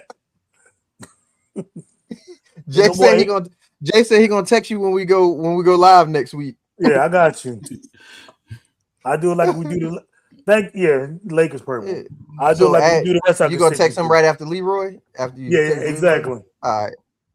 So the doctor walks in, and he was reading the chart, and it's literally on the top of the chart: wake patient up, tap leg. Right.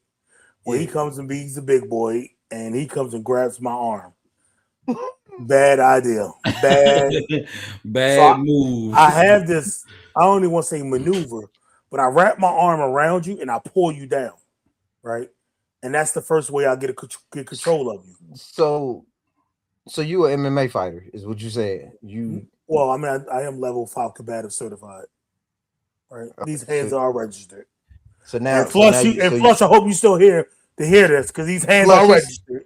He said he said he black Khabib. All right, he said he black Khabib. He said he black Khabib, and you don't want these problems. Is what he's saying. You heard of Bud Crawford and Jay Crawford. Goddamn it, right? I won't put these hands on you. Don't try me, try Jesus. Shout out to Toby. But shout out to Toby. so when he did that, I yanked him down, right? So by this time he's on one knee, and I'm trying to like almost punch him because I was in a bad dream, and the IV stopped me from coming over. He was like, "You need to calm the fuck down." I said, "You been to war?" No, he said, "No." I said, "Shut the fuck up." Yo, you been to war is a wild, brother. It's a wild reaction to. I'm just saying, like, I'm like, "You been to war?" He's like, "No." I said, "Well, shut up. Don't tell me how to calm down X, Y, and Z."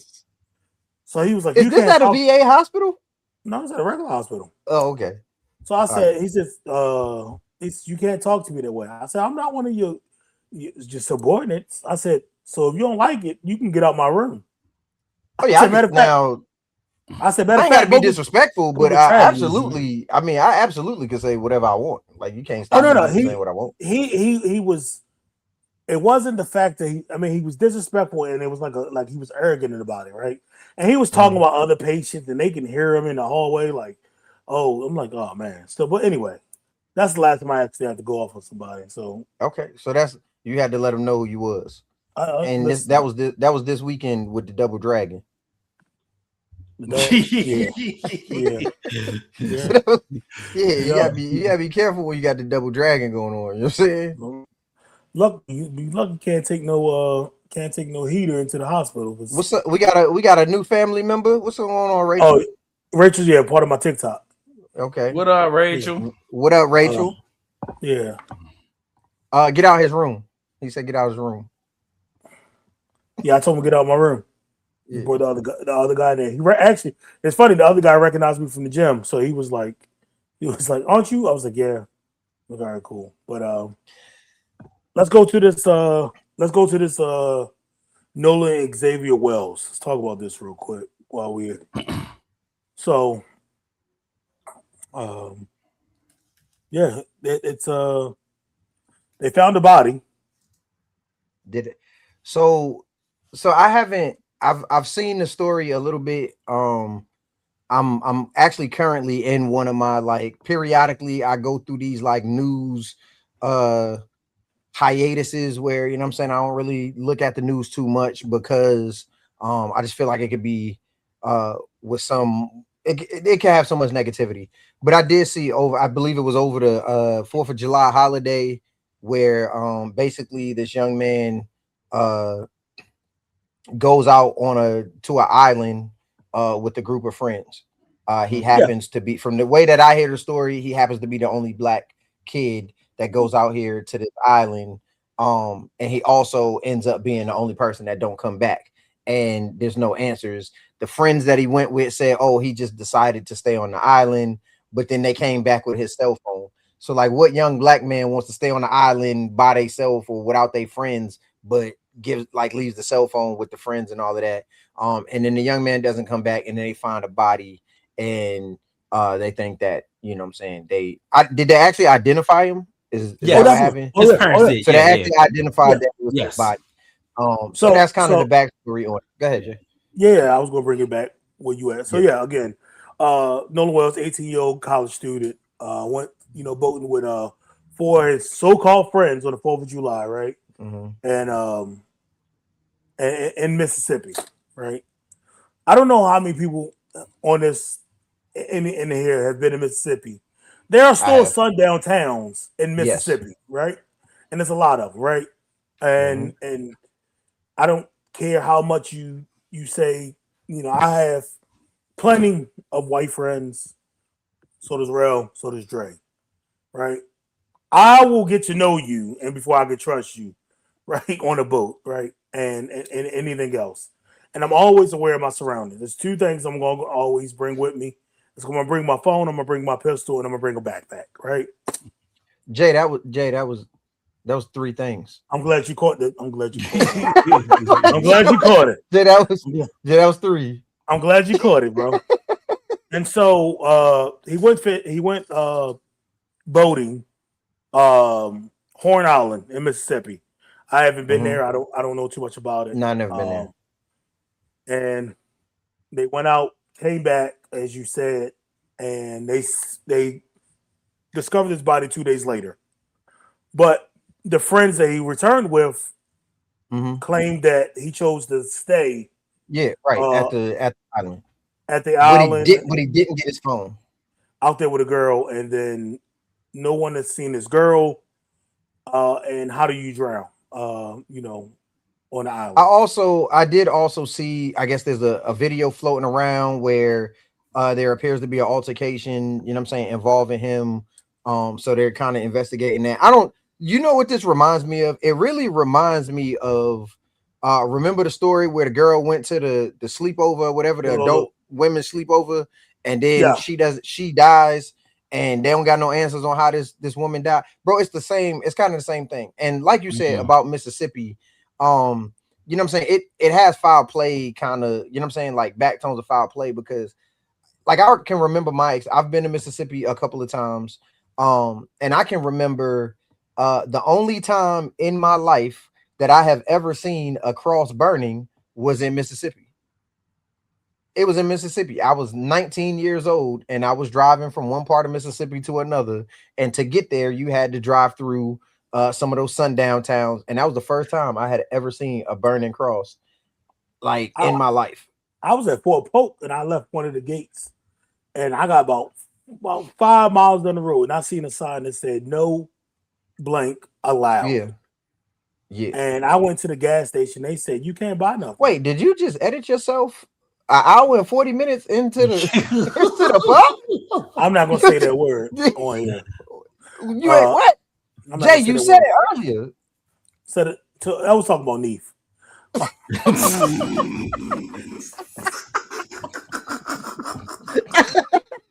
Let's talk about Neef. But yeah, man. So it's a shame that this kid lost his life. Yeah, and hopefully one of these friends, and I'm gonna put the quotation up there, come forward, someone tells the truth and really what happened, because no one deserves to lose their life trying to have fun with their friends. Right. So the family attorney now is Ben Crump, and if you know Ben Crump, right? Yeah. So right now they suspected drowning with no foul play, but they said again it was an altercation on the island. So someone has footage somewhere, or somebody's phone is that iCloud is backed up. Yeah, you don't get that many teenagers on the island and ain't no video footage of everything that happened. Like that just ain't how it works. You know what I'm saying? That ain't how it works. So yeah, I do hope that they're able to get the answers that they deserve. That young man didn't have to lose his life. That's a sad situation. And the hard part about it as a parent is like, you do everything that you can to get your child to the point where they're going to college, they're trying to better themselves, they're trying to create a life for themselves, you know what I'm saying? And they're just trying to have fun on the 4th of July and go out with the wrong group of people, and now they don't come home. You know what I'm saying? And that's a part of the reason why, like, as a father, I have to sit my daughter down and have those conversations with her. Like, listen, I'm not asking you these questions because I don't trust you. I'm not asking you these questions because I think you're going to do something wrong. You know what I'm saying? I have to explain to her, like, yo, I got one chance to protect you and one chance to get you from where you at right now to where you need to be in life. I get one opportunity to do that. I don't get no do-overs. So, you know what I'm saying? That's why I'm so involved in where she goes and who she gonna be with and how can I get in contact with her? How can I get in contact with them? You know what I'm saying? We won't play them games in my house. In my house, you're not spending that over nobody's house. I gotta meet their parents. I gotta, you know what I mean? Like we don't do things like that because again, I got one opportunity, one shot at being a girl dad, and that's it.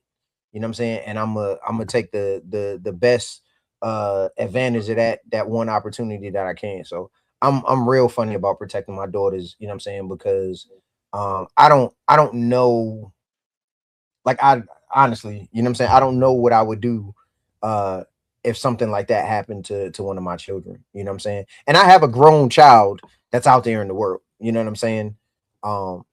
But yeah, it's a really tragic situation, man. Yeah. So it's July now. I mean, it's still July, but it happened 2 weeks ago. So they're still pending the autopsy. They're still doing the toxicology report, and so let's hopefully we see something happen, and hopefully whoever's behind this get the death penalty and whatnot, because taking someone's life is easy when they're defenseless. So you on mute, bro. Can I take the opposite side of this? Go ahead. You go out there, you're consuming alcohol, may have been drugs involved. Everybody's kind of in that space. You stay because you want to holler at the girl, right? Which is a fact, right? She said this, right? The video's out there with him saying, "Give me my motherfucking phone." Right, all of those things. The judge shit is circumstantial at best, right? Like, I mean, people's parents be judges, right? People's parents be in the military, and these are your friends, and they've been your friends for a long time. Why did they wait to this day? It wasn't like he was out there with strangers, right? They say he basically grew up with these kids. They spent Okay. time at each other's houses. Even his parents aren't firing off at them because I'm sure that they know these families, right? I on the surface, I think it's so easy for us to take they did something as a cover up, right? Yeah. Versus it just could have been a very bad situation, accident that has garnered national attention because we have these conversations and these talks, right? Like you got to teach your kids discernment, right? Like, you know, there's levels to this, right? Where's it at right there? No, we didn't switch to Big Tigger. Not yet. Oh, we didn't put that on the list. That's crazy. Oh, we didn't put that on the list. We didn't put Tigger on the list. We will. Oh, we yeah. got it. We Appreciate got you. it. Yeah. Thank you very much. I appreciate it. So why didn't he get his phone? Right? Is really the question, right? But what does that mean? Right? You know what I'm saying? If you wilding and not take your phone because you wilding and you saying fuck it, right? Because we've been in that situation before. I've taken my man's phone, like, come on, yo, we gotta go. Right? You know what I'm saying? Yeah. And then like he could just be like, I'm staying here, I'm doing that. And like I said, you had drugs and alcohol involved. There's a lot of things that happen, right? Everybody said they was drunk and on something, right? Like I just don't know. And like I said, he stayed with the girl, but you just gotta teach your kids. Like I tell my kids, like I don't indulge because I need to be in control of my surroundings and my awareness, right? It's not that I wouldn't drink. It's not that I wouldn't get high. I'm not anti-drugs or anti-alcohol. I'm anti not knowing what the fuck is going on, and I don't have that level of control, right? So I'm a control freak in that way. But you know what I'm saying? 18-year-old kids, and like I said, these guys weren't strangers to him. So why now? Is my point, right? Like, why do something to him now? Right? Did you just get the hate gene? Right? Like, you know what I'm saying? Like, I can see if the story would be different if he was like, I went out there by myself and I met a bunch of white people and I didn't know like that you went out there with your friends and you've been staying at their house for years. You know what I'm saying? And the parents aren't screaming foul play. So that's where I kind of am with it. Okay. And just okay. No, I can understand that. I can see that part of it. Yeah. So I mean, Snapchat show one location with the license to show his phone in another. I mean, electronics mess up all the time. I mean, I've logged into my iPhone and looked at my daughter's location and it was in the wrong location, and then you know I come in the house and she's in the house. Like, I mean, so they're reliable, but sometimes you know it's electronics, man. That can, you know what I mean? That can mess up anytime. It's crazy. It's crazy that we didn't put Tigger on the list.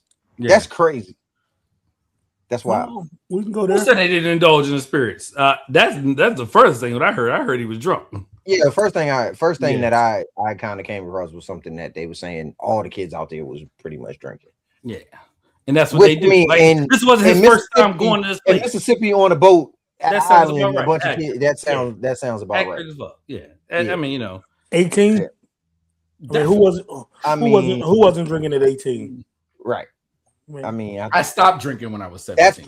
That's probably why they went to the island, was so that they could drink at 18. Yeah. You know what I'm saying?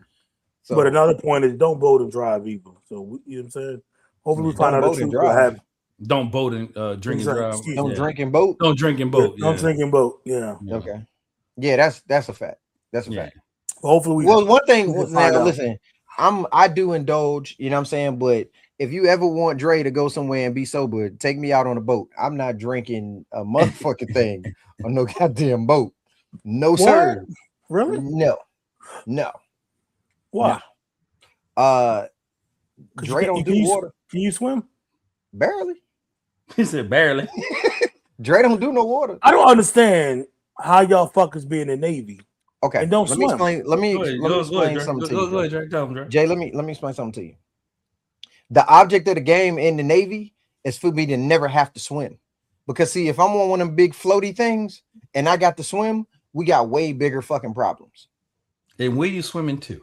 Where am I swimming to? Where like the object of the game. Ocean. Right. If I got to swim, we got way bigger issues. The object of the game is to return on the same gray floaty thing I came out this motherfucker on. Yeah. With the same amount of holes that we left with on the ship, and not any extra ones. The goal is to not have to swim. It's the goal. So, don't y'all in the Navy have like when y'all go out to whatever y'all do and play with each other, y'all jump off the ship into the water? Whoa, time out. Yeah. You got to pause that. Who playing with what? You got to pause that.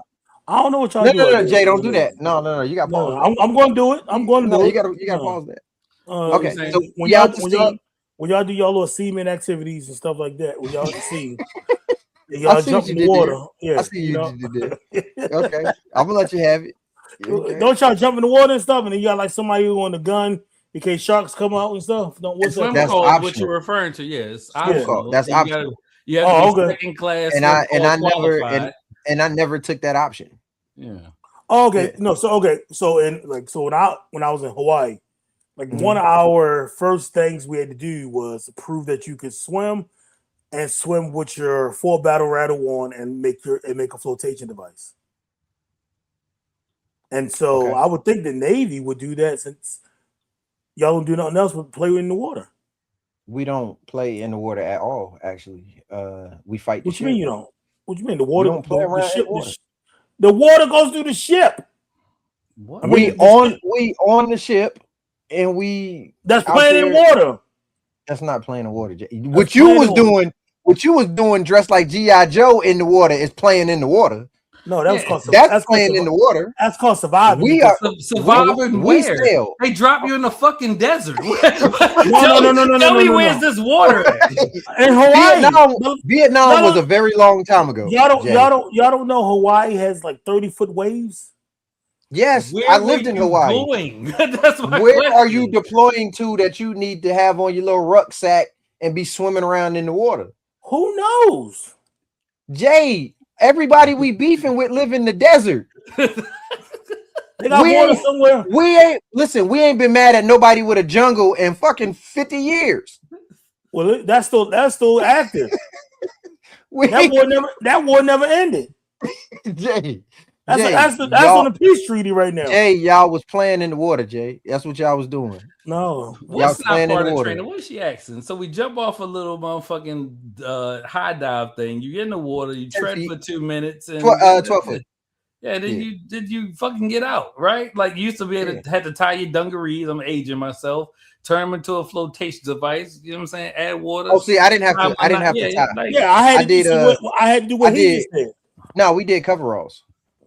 No, we did coveralls. We had to do. So you had to grab your coveralls right here, and it was unzipped, and you slapped the water in there. That's crazy, Maria. That's just like, yo, you think if you join the Navy, you'll learn how to swim? No, y'all keep saying that. Y'all listen. Y'all don't understand. Listen, the whole point is to not get your ass in the water. Yeah, that's the point. Yeah. If I got to jump off the ship into the water, we got big problems. Yeah. And they like run where? Like the largest platform is 900 feet, right? Like we're talking about an aircraft carrier in the end. Like, fuck am I going? Yeah. And then I got a lifeboat, I got a flotation device. Like, what are we talking about here? Why do I need to swim? We got flotation devices and lifeboats. Yeah. You said chem lights. Yeah. Yeah, chem lights. What the fuck is chem light gonna do? Activate. Let them know where you at. You ever been on the ocean? You ever been in a pitch black ocean? No. I see your hand dog. No, I haven't. While you was in a pitch black ocean, I was getting shot at. All right. Listen, I remember one night. So they had me. They was like, "Yo, somebody got the bright idea that everybody on the ship needs to stand a watch station."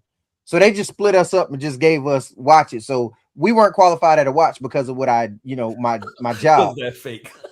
So they just put us in the So they just was like, "Yo, you're gonna stand aft lookout." So I'm like, "All right, bet." So my first watch is at 2:30 in the morning. Aft is the front of the back. Aft is the back end of the ship. Okay. So they're like, "Yo, you got the front, aft is the back, port and starboard, left and right." Yeah. So you got the aft lookout. And so literally all you do is you go on the back of the ship and you just look out and make sure we don't run into nothing. We don't hit nothing. Ain't nothing running into us. And I get out there And the person that, you know, I relieved on watch climbs down into the scuttle and goes back into the ship. And I'm sitting out there, and bro, there is no lights. The only thing that you can see is the moon reflecting off the water. But I'm telling you, I put my hand this close to my face and I couldn't see nothing. Nothing. That's how black it is out there on the ocean. No, I get shot at in a while. When he said it was pitch black out in the ocean, I was probably getting shot at in Afghanistan and Iraq. No, not in Hawaii. Hawaii, they didn't shoot at you. They just steal your car. Yeah. But I don't know. Yeah, you would want to have a chem light on. There was certain things that I didn't do after dark because, like, it's crazy. Oh, if you go in that water after dark and ain't nobody there to see it, it's over. It's a wrap. You better hope the aft lookout is not sleep, because that's normally be what it is.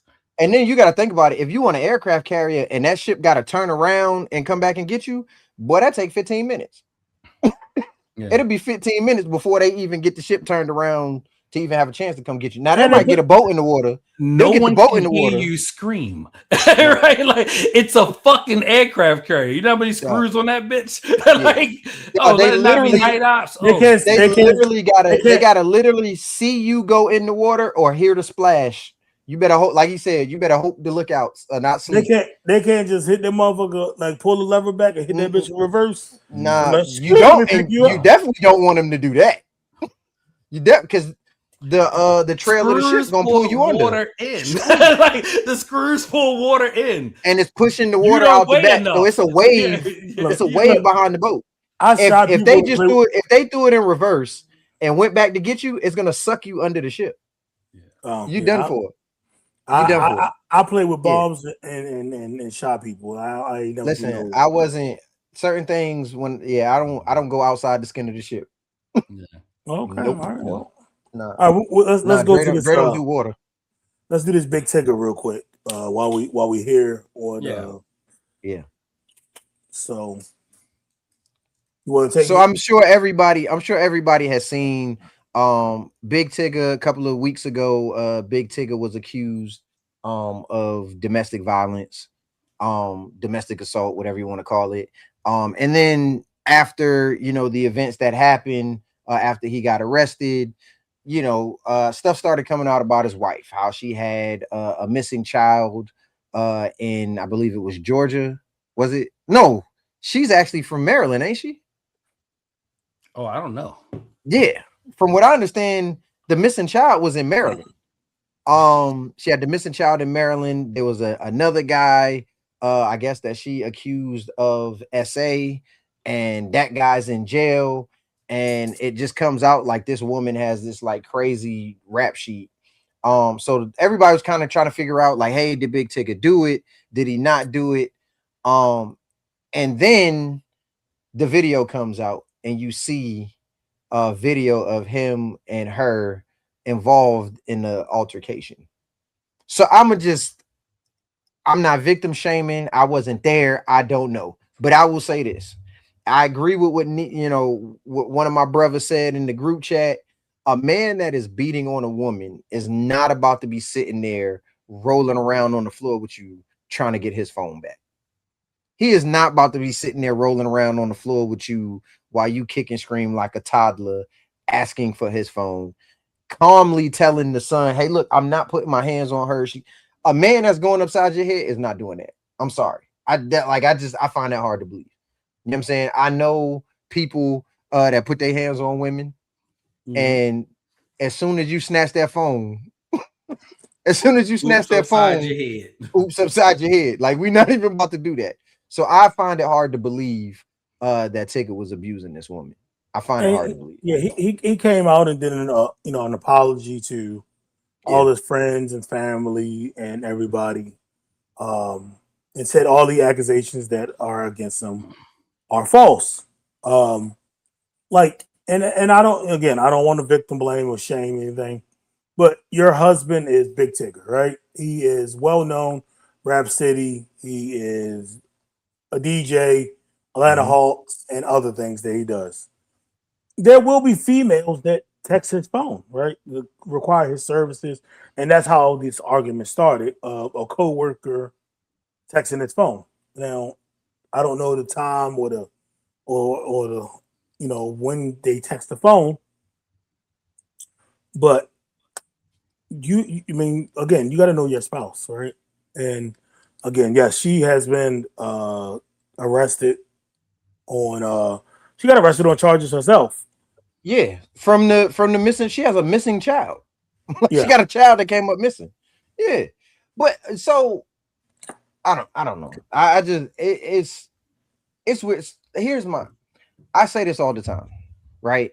I think that one of the issues that we have in the world is that it's too many grown people out here trying to control what other grown people do. Like, that's Big Tigger's phone.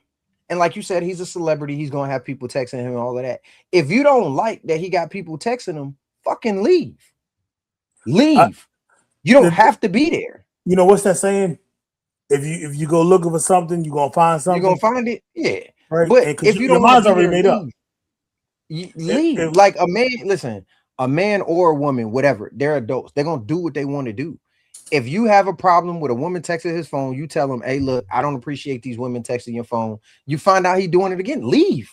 You ain't got to fall all out on the floor. You ain't got to take his phone. You don't got to do none of that, bro. Be a fucking adult and walk away. So she got arrested on kidnap-related warrants connected to the disappearance of a child reported missing in 2019. 19. Right. And it was in Maryland. That's Baltimore. Yeah. In Baltimore County. Yeah. That's crazy. So her child got taken in y'all hood, and don't nobody know where the child at. It's crazy. The other two kids, when she got arrested, were in the car, and then they got safely.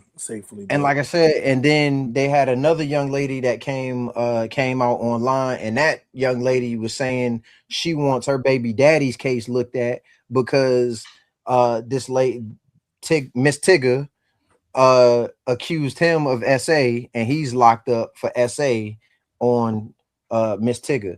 Now, I know this is a serious, I know this is a serious subject, but I was laughing my ass off when her son called him Mr. Tigger, and he went like,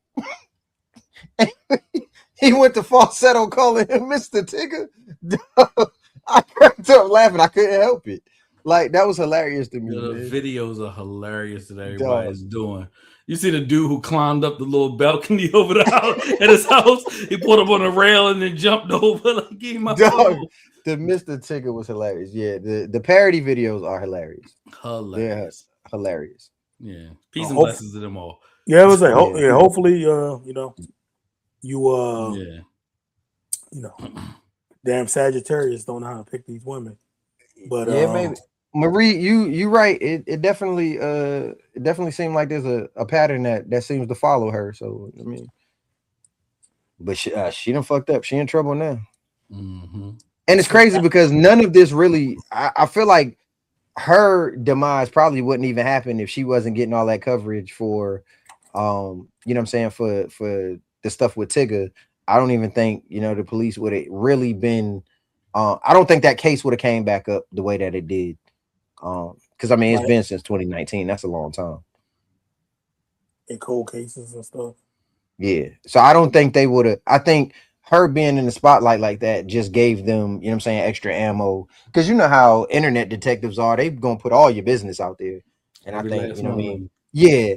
And I think that opened up the door, for them to get her in jail. And if she did something, with that child or whatever, I hope they put her ass under the jail.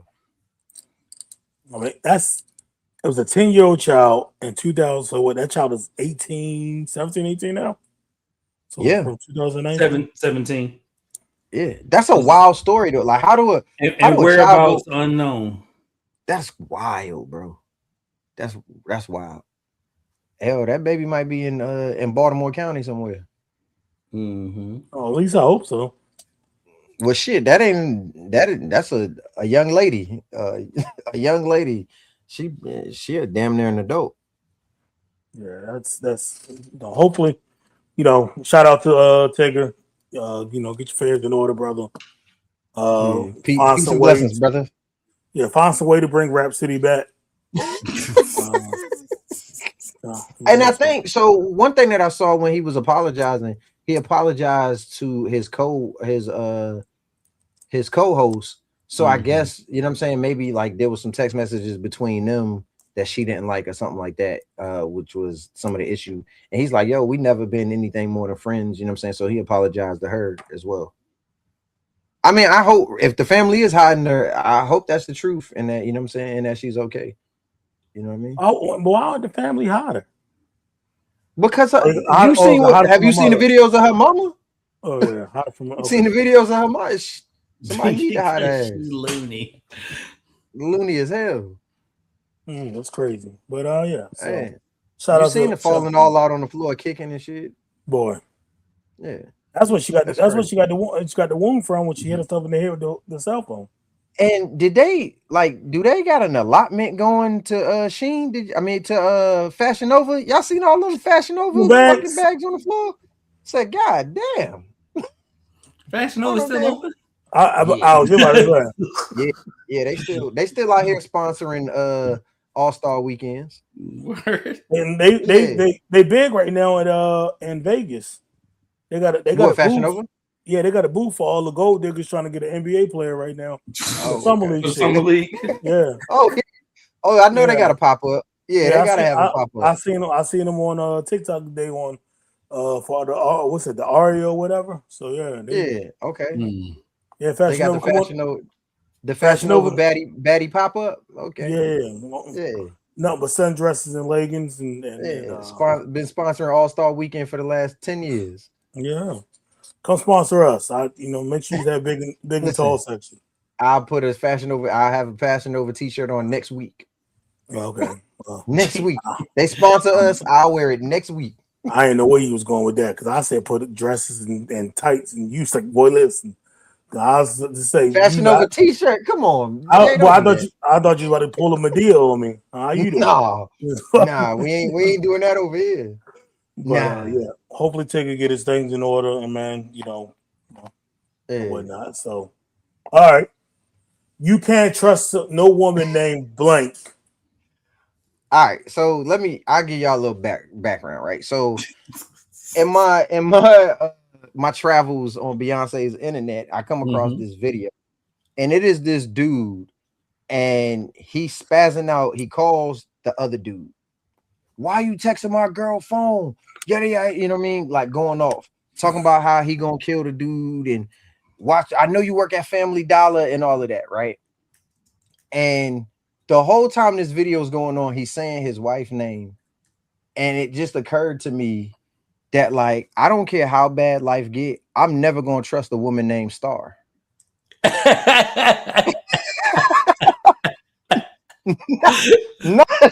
not never. Yo, how you know Star? And so I start thinking in my mind about all of the stars that I've known across my life, and I'm like, bro, I never trust a woman named Star.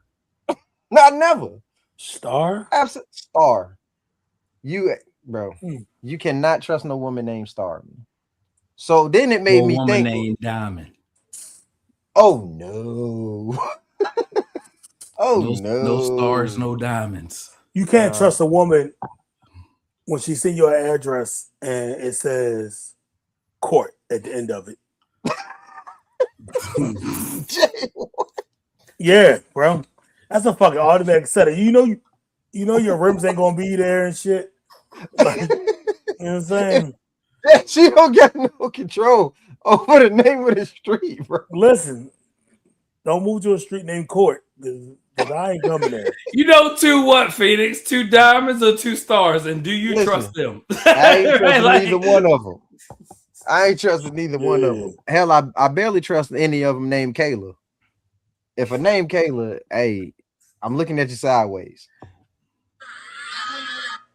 That's crazy. That's hilarious. What you got, bro? What you got for a name, bro? He was like, how you know Star? Oh, I said Diamond. That's what you said Diamond. Yeah. And Jay, you talk about you can't trust nobody to live on a court. That's crazy.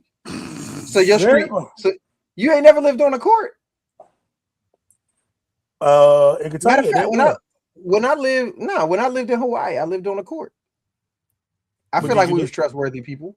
You live on base or off base? I live Well, off Hawaii a little different though. base. Okay. This ain't I live the West End. This ain't the West End of Kentucky or no. When I lived in Boston, I lived on the court. Hey, Phoenix, you gotta watch him, Phoenix. Her friend said Coco. No. If her name Coco, and listen, if she drive a Nissan Maxima or Altima, it's over with. No, it's not a Maxima, it's the Altima. Baby mama mobile. Jay, let me bring my microphone into the both of them. Both of them. Hey, it's not the Maxima. The Maxima cool. But the Ultima is the ultimate one right there that's going to tell you. If she drive either one of them, Jay, I ain't going.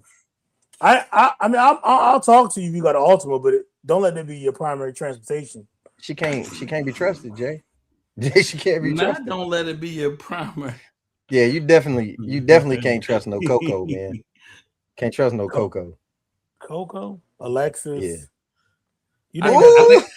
I think I trust Coco from SWV. I ain't gonna hold you. No, I don't. I do. That's a good one. That's a good one. I've seen a couple videos of her. Whoa. What you saying to Coco? Yeah, we'll talk offline. Right. And you talk. No. I'm not letting. No. Hold on. I'm not letting you get that shit off. No, all the shit you talk about me and celebrities and all of this shit. Now you talking about, we gonna talk offline about the Coco video? Nah, Jay. You gotta realize I did security for like 10, 15 years. Yeah, so but I ain't. Nah, Jay, I ain't letting you get that shit off. Yeah, I ain't. Okay. I don't know music producers. I just sit back and watch people. Like, all right, make sure you protect it. But you know what I'm saying. You and Belleville DeVoe and all y'all went to the same school and shit like that. You know what I'm saying? No, you do know Biv DeVoe is like 10, 15 years older than me, right? Huh? I said y'all went to the same. I said y'all went to the same school. I ain't say that you knew him. We did not go to the same school. They came back and hit you with poison. Jay, I do not know the entire industry, Jay. I don't. Despite what you may think, I don't know the industry. Well, not no more. Cause all these it's more rappers and shit out here than chairs in the house, but still. That's true. That's true. You know what I'm saying? We know you got some your pages and stuff. If you're a black book, that bitch be filled. I'll tell you that right now. My what? If you had a black book, it'd be filled. No. I wouldn't. Yeah, I wouldn't. All right, let's go to. I guess we hit our sports section. Yeah, Peep The Kawhi. Blitz. Hey, hold on. Phoenix. What is? I'm about to bake a cake. That's like a random. That's a random comment to put in it. Because baking a cake to us is something totally different than what you. She literally about to bake a cake, but I know, but like that's just like a random comment. Like, I mean, she letting us know we don't hear from her. She baking the cake. So, okay, all right, appreciate it. At least I think so. Unless she meaning now meaning about to bake a cake, and I ain't got no bail money. I ain't got the bail money. Okay, all right. But I want cake. Now I want cake. Go see Chef Hanif. Go see. Okay. All right, now it makes sense. Okay, cool. Appreciate it. Yeah, go see Chef Hanif if you want a cake. Hey, and a bean pie. So, but you got to drop off some Bob Marley's before you bake it. Let's go. Peep the Blitz. Boom. There we go. So Kawhi, they ain't letting Kawhi leave, huh? Hey, Kawhi. I thought he was out of that thing. They put Kawhi in the military hold, boy. What's it called? Damn, what's that shit called, Dre? Stand by. What, he on restriction? No. What's it? TMD? What was it called, yo? TDY? No. Hey. Not Limb. Oh, TPU. TPU. They put him at TPU. Hey, they got my man Kawhi in purgatory. They said you not leaving here without paying us, Yeah. and think you gonna go to Toronto or anywhere else and escape extradition. Yeah. Nah, you ain't about to do that, bro. That joint is crazy. You gonna give us our money back? Yeah. Fuck out here, Kawhi. Phoenix, we not going all sports. She talk about sports. It's over. It's just a little section. Just a little section. Good night, Bink. No, she said I'm quiet today. I thought she said good night. No, I'm chilling. I'm chilling. I'm over here typing my ass away. Yeah, no. Yeah. So Bam and Tyler Herro get into a scuffle. They say out here. They ain't seen the footage yet. But ain't no footage. And then Tyler Herro was at Summer League the next day. He laughing and joking and smiling and all that shit. So Bam ain't hit him hard enough. What you think they fought over though? Something he said about him. He said he was on the he was talking with their thumbs again. Money and shit. Yeah. You don't think he was like talking crazy online? You don't think he was like, "Damn, why you looking at Asia ass or something like that?" Like, nah. You don't think it was something like that? Nah. If that's what he fighting over, he gonna be fighting all the time. Because I mean, she's a celebrity. What if he said your wife smelled like Honey Nut Cheerios? Hey, that gotta go down. That's Hall of Fame status. That's Hall of Fame status, man. That nigga Mello, like Honey Nut Cheerios. Mello was ready. Ice Cube, the big three already started. Oh, Ben started, yeah. It already started. LA right now. Something? Yeah. Jordan Crawford just crossed the shot. Hey, I think look, they ain't even together no more. I think Melo's still mad about that Honey Nut Cheerio comment. Boy, 7 p.m. in Brooklyn, boy, they bring it up all the time. You can see it.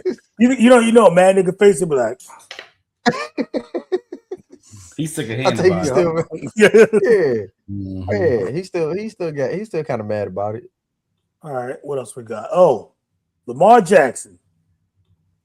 Lamar goes from 2 to 69 in NFL players.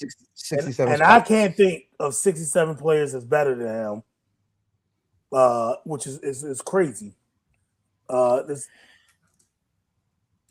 want to know what quarterbacks. I want to see this list when it comes out and what quarterbacks they got better than him. Well, hell, if he number 67, just about all of them. No, 69. He's 69. As I said, all 32 of them, yeah, 69. If he dropped 67 spots, then hell, they got all of them better than Lamar Jackson. That's crazy. He had a one subpar. He got to prove him wrong. You get one sub. What do you mean? How long fucking Tony Romo was damn. Man, they tripping. I want to go to a celebrity game. Y'all ever been to a celebrity game? Just during All-Star Weekend. It's been a minute. Yeah, I ain't never been to a celebrity game. I want to go to one. Yeah. What y'all think his Madden rating gonna be? If he dropped to 69, Lamar Jackson? Yeah, excuse me. Lamar's still gonna be at least a 90. Now dropping 67 slots. He's still well. This is the players. No, I understand that, but I'm saying no. Lamar Jackson will be 95, 96. He was just 99 last season. Yeah, he's still gonna be well above 90. They ain't about to do that. So yeah, all right. Well, that's that. Yeah, they got this. Congressional hearing for Caitlin Clark. Did y'all see that? Yeah, bro, cut it out, bro. Y'all No, I know it's real, but I'm just saying, man. Listen, with all the gas is high. Like gas prices is high. All right. With all the shit y'all should be focused on, Caitlin Clark getting elbowed is not one of them. All right. Let her take her elbow, let her little teammate point in people's face and move the fuck on. But I do not want my congressman worried about what the hell going on with Caitlin Clark. All right. Get the fuck out of here. Some bullshit. Crazy. Did y'all hold on before we move on from the WNBA? I saw a video. I don't know if it's real or not, but it was your girl on a live, and by your girl Jay, it was Angel Reese, and supposedly she was talking about her ex-boyfriend, the boy from Orlando that you don't like, and he had exposed her 83 bodies. And her response to that was 83 is nothing. Some of my teammates got 300. I told you I told you Angel Reese is 23 years old, by the way. I told you she also grew up in Baltimore. But well, she said, well, I think what was said in this video, and again, I didn't see the actual video of her, the live or whatever where she supposedly said this, but the dude that was talking about it said her response to it was, I went to LSU, 83 bodies is not a lot. Some of my teammates got 300. You know what LSU motto is? No, I do not. Suck that tiger dick, bitch. Like that's they chant at the football games. Is that crazy? Definitely that's wild. They had Pat McAfee doing it on ESPN last year. Yeah, that's wild. Yeah, that's wild. It's definitely wild. That's actually pretty insane. 83 by 23 is a lot. I ain't gonna hold you. That's a lot. That is a lot. It's a lot of bodies. Yeah. I think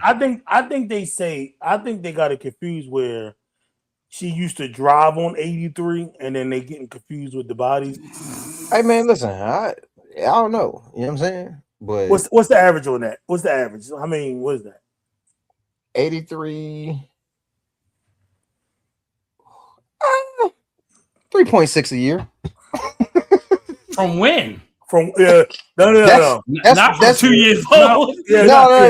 No, I mean that's just 83 divided by 23. That's it. You know what I'm saying? Yeah, you that's can't divide it by 23. You can't divide it by 23. But I mean, okay, well shoot, 83 let's just say divided by let's say she started in high school. Okay, let's say 14.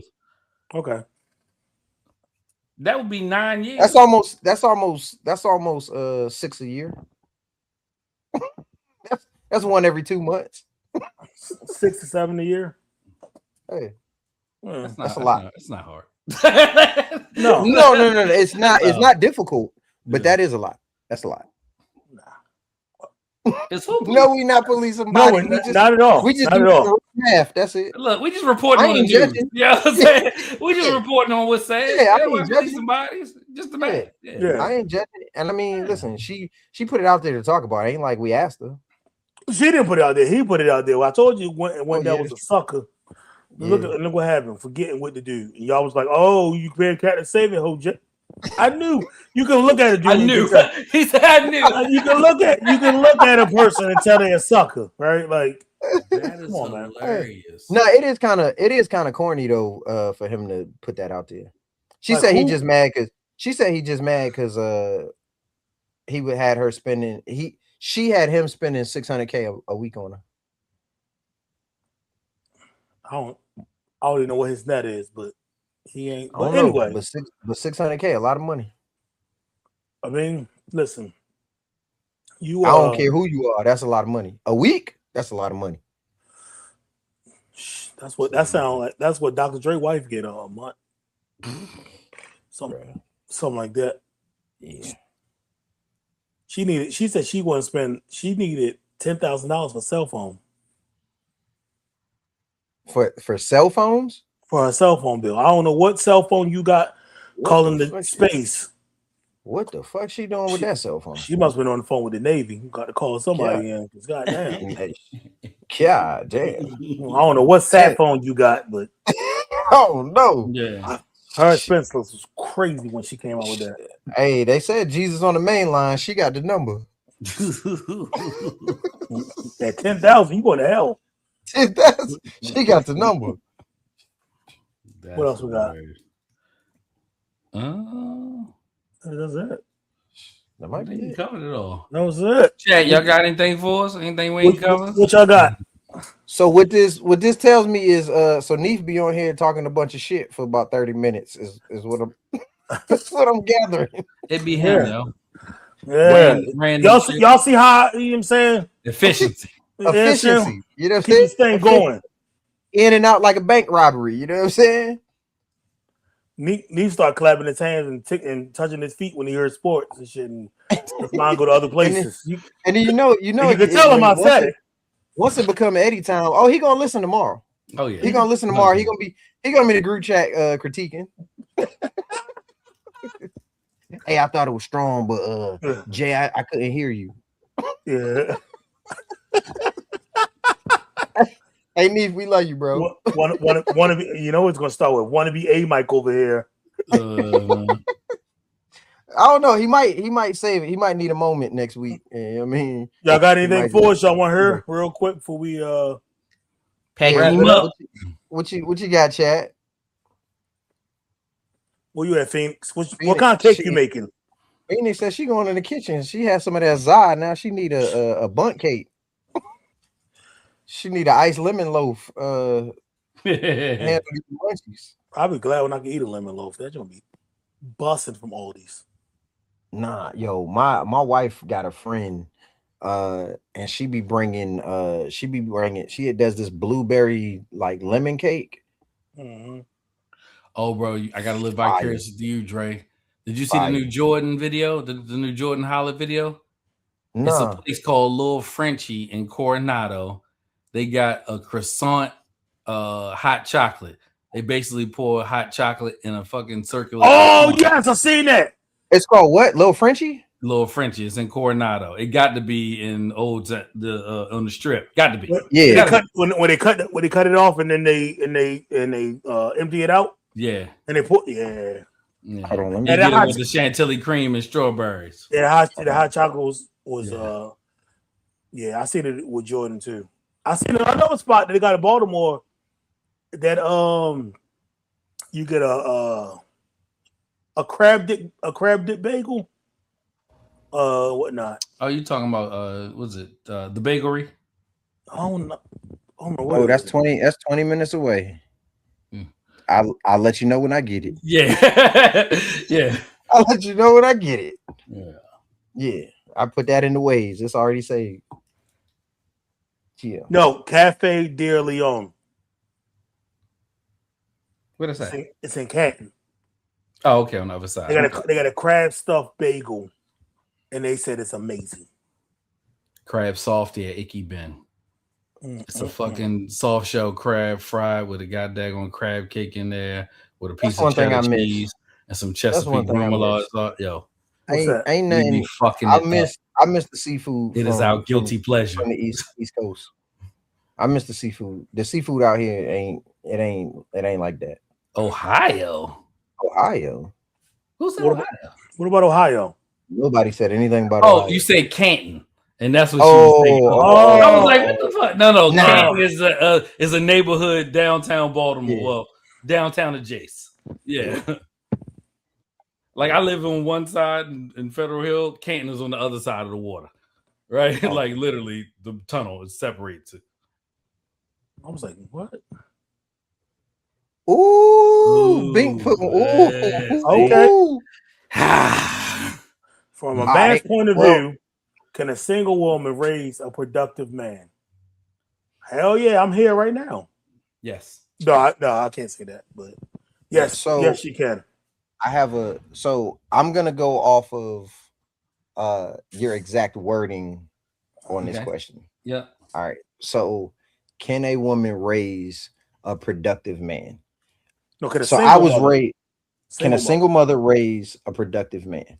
Mm-hmm. Can she raise a productive man? Yes, absolutely. I think a single mother can raise a son to be the best person that they can be.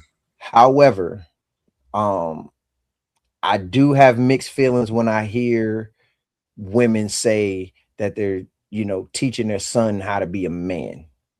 Because there are certain things about being a man, there are certain things about manhood that a woman just cannot understand. There are certain battles that men carry that women just cannot understand. And so can she produce a son that's productive? Absolutely. I was raised by a single mother and I think I'm pretty damn productive, right? But I learned how to be a man from other men. I didn't learn how to be a man from my mother. So I believe she can. I believe she can make him the best person that she can make him. I think she can make him a productive member of society, but I don't necessarily believe that she can teach him how to be a man. That's my stance. Yeah, no, I agree wholeheartedly, man. yeah, you know, when I say things like, you know, I'll be like, I was raised by Cool Mike, right, and my Uncle D the Mike, and even my step pop was around, man. But like, I'm my mother's child, man. So a lot of the things Literally. yeah, I am, Yeah, literally. a lot of things that I do and how I am and how I look at life and philosophies and things like that. Literally my mom, right? Like, I don't just be arguing with nobody, just be fucking arguing with people. And I have a forgiving heart and I have a loving heart. And I attribute all those things to my mother, man. So, Absolutely. Yep. All right. That's a good question, Bink. I appreciate that one. Yeah, that was solid. Hey. That was it. Anybody else? Anyone else? Anybody else going once? Going twice? Where Mordecai at? He ain't here today. All right.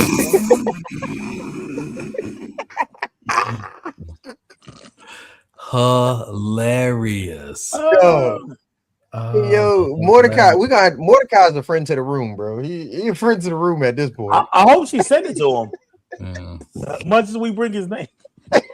No. Yo, next time we meet up, Mordecai got to pull up if we in Philly. All right.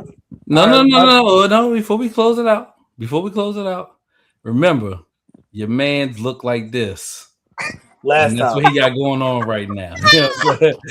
Remember that, right? That's exactly what we're going to see with that bum ass wife beater. And him got there crawling to the fucking sand on his hands and knees like a fucking weirdo. You know what I'm saying? Remember that, right? That's how he looked.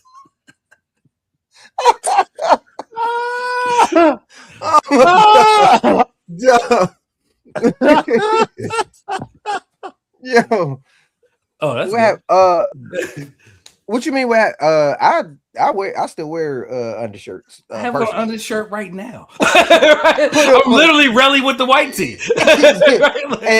Listen, I will put a t-shirt under a t-shirt if I ain't got no wife lover. So yeah, I don't play about the t-shirts. I think men not wearing t-shirts, especially, I can't stand to see a dude with like a button up or a polo on and he ain't got no t-shirt on. Yeah, you look crazy to me. Horrible. Yeah, I won't wear one depending on where I'm going.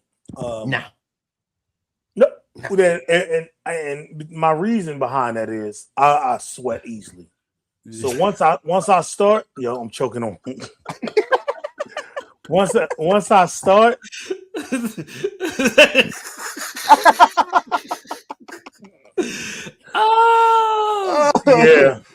yeah. Oh man. Yeah, that's crazy. Having a polo on with no t-shirt is crazy. That's wild. Yeah, that's wild. Yeah. So. But Big got another one. I ain't gonna hold you. Oh, this one, she got it right here. Yeah. Relationship. Yeah. I'm all for it. Okay. All for it. If both you can sides, make it work, like, yes, definitely. Like open on both parties. Yeah. Okay. I'm open for that. I'm open for poly relationships. I do not see anything wrong with it. If you two are grown adults and you can make it work where you are my woman, but you are allowed to see someone else, as long as listen, don't bring me to the house. If we're in the same house, they don't come home with you. Cool, right? Whatever. It's just like, just send me your location. Let me know where you at. I ain't coming home tonight. I found a little situation. Cool. I'll see you tomorrow. Bring me one of those crab bagels. You bring one of those crab bagels? Yeah. I hear you, Jay. And I'm gonna let you finish. But yeah, I think first of all, if that works for you, I don't have an issue with it. You know what I'm saying? People in life and relationships, you know what I'm saying? You gotta figure out what works for you and your partner. With that being said, that motherfucker ain't me. If I'm in here and I'm paying all these bills and I'm taking care of these kids and you know what I'm saying, I'm doing that, ain't nobody else finna be dabbling, you know what I'm saying, and swimming in my swimming pool. I'm sorry. You know what I'm saying? So let me ask you this. So if wifey comes to you one day and say, hey, I want to bring another woman into a relationship, are you turning that down? Yes, because it's hard enough to keep your ass happy. What the fuck make you think I want another one? I'm cool. And if I'm being real with you, listen, I had a past, you know what I'm saying? I was outside All that shit to me overrated. So like I don't need at this point, bro. I'm too lazy to have another woman, bro. I don't want to have to remember your birthday and pretend like I like you and talk to you and go to the. I don't want to do none of that fake shit. I won't do none of that shit. I found the woman that I want to be with. I'm cool with being with her.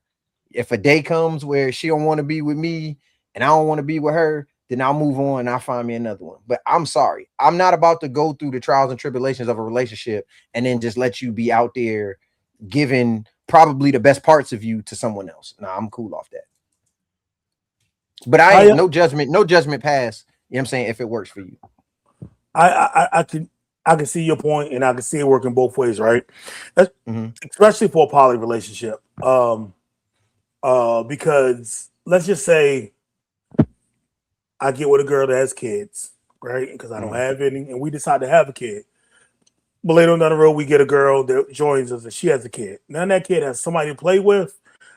There's three incomes coming into this house, and there's always going to be someone at that game, right? So when I get kicked out and got to call Ref to come pick me up because I'm arguing with the referee and somebody, there's still two people there to support. Yeah, it's still two people there to support, right? You know, I don't think so. Like, I don't think there's anything wrong with it. I just know that does not work that would not work for me. You know what I'm saying? I've been in open relationships before and they just didn't know. And like I said, at this point in my life, it's just not gonna work for me. I'm sorry. It just ain't gonna work for me. Oh my gosh, bro. So I think that we live in a world right now where dynamic relationships are ever evolving, and everybody just kind of chooses what works best for them, and like what can I stand and what can I stand, right? Right. Jealousy comes into play. Are you giving X more than you're giving Y? Who has an understanding of what this really is, right? I've had conversations before, like, how do you foresee this playing out in your mind, right? Like, what's the perfect scenario? Like, are you leaving me home, right? Like, for you to go on another date? Like, what does that actually look like, right? And I've never been kind of told what that looks like. Like, you know what I'm saying? Am I making dinner for everybody? You know what I'm saying? Dinner for four, right? Like, you know what I mean? And I think it depends on the relationship. So I happen to have, like, I had a friend of mine that was poly, and like her and her husband, you know what I'm saying, were poly, right? And she, like, her husband literally would be like, yo, Friday night, me and whoever their girlfriend was, me and so and so going out. And she was like, all right. And either she'll make plans with her homegirls or whatever. Like, it literally was like, yo, I'm out with so and so, you know what I'm saying? I'll be back. You know what I mean? So yeah, I think it depends. If that works for other people, I mean, cool. But I'm not that guy. Yeah. I saw Bink said something I ain't see. Somebody said something about guys like for different reasons. No, not that one. I didn't see that. Nah. Oh, that was Phoenix. Oh, okay. Portraying women like men for different reasons. Only one get the goods while others get time.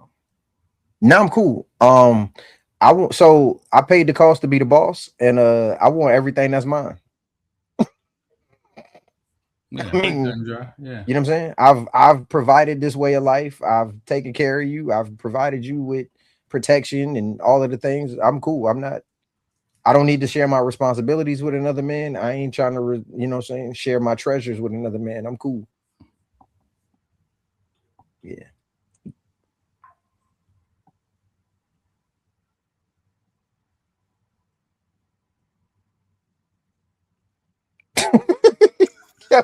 yo.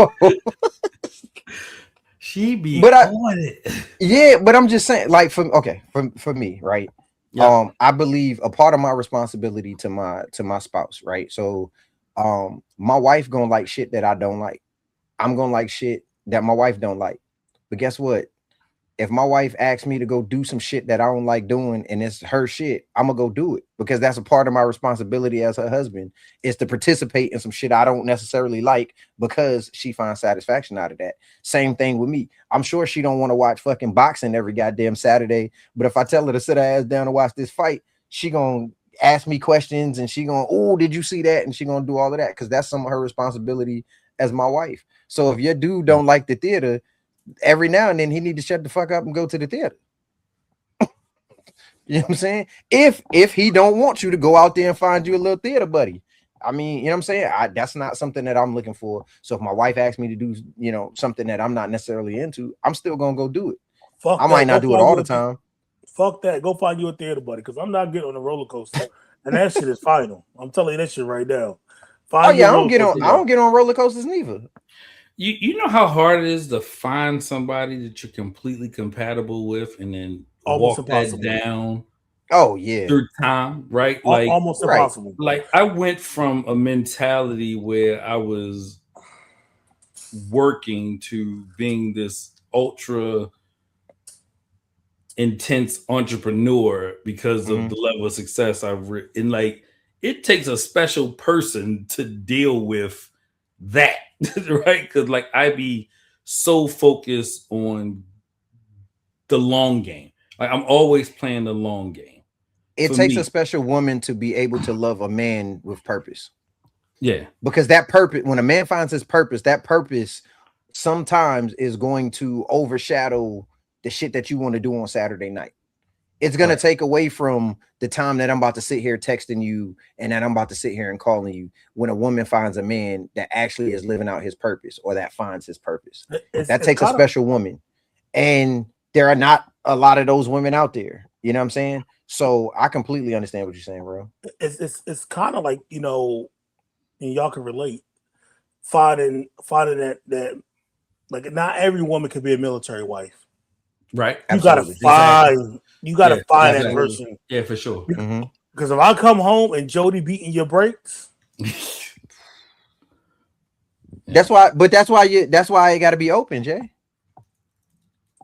You cool with the open. But you're not using my DOD benefits for that. No.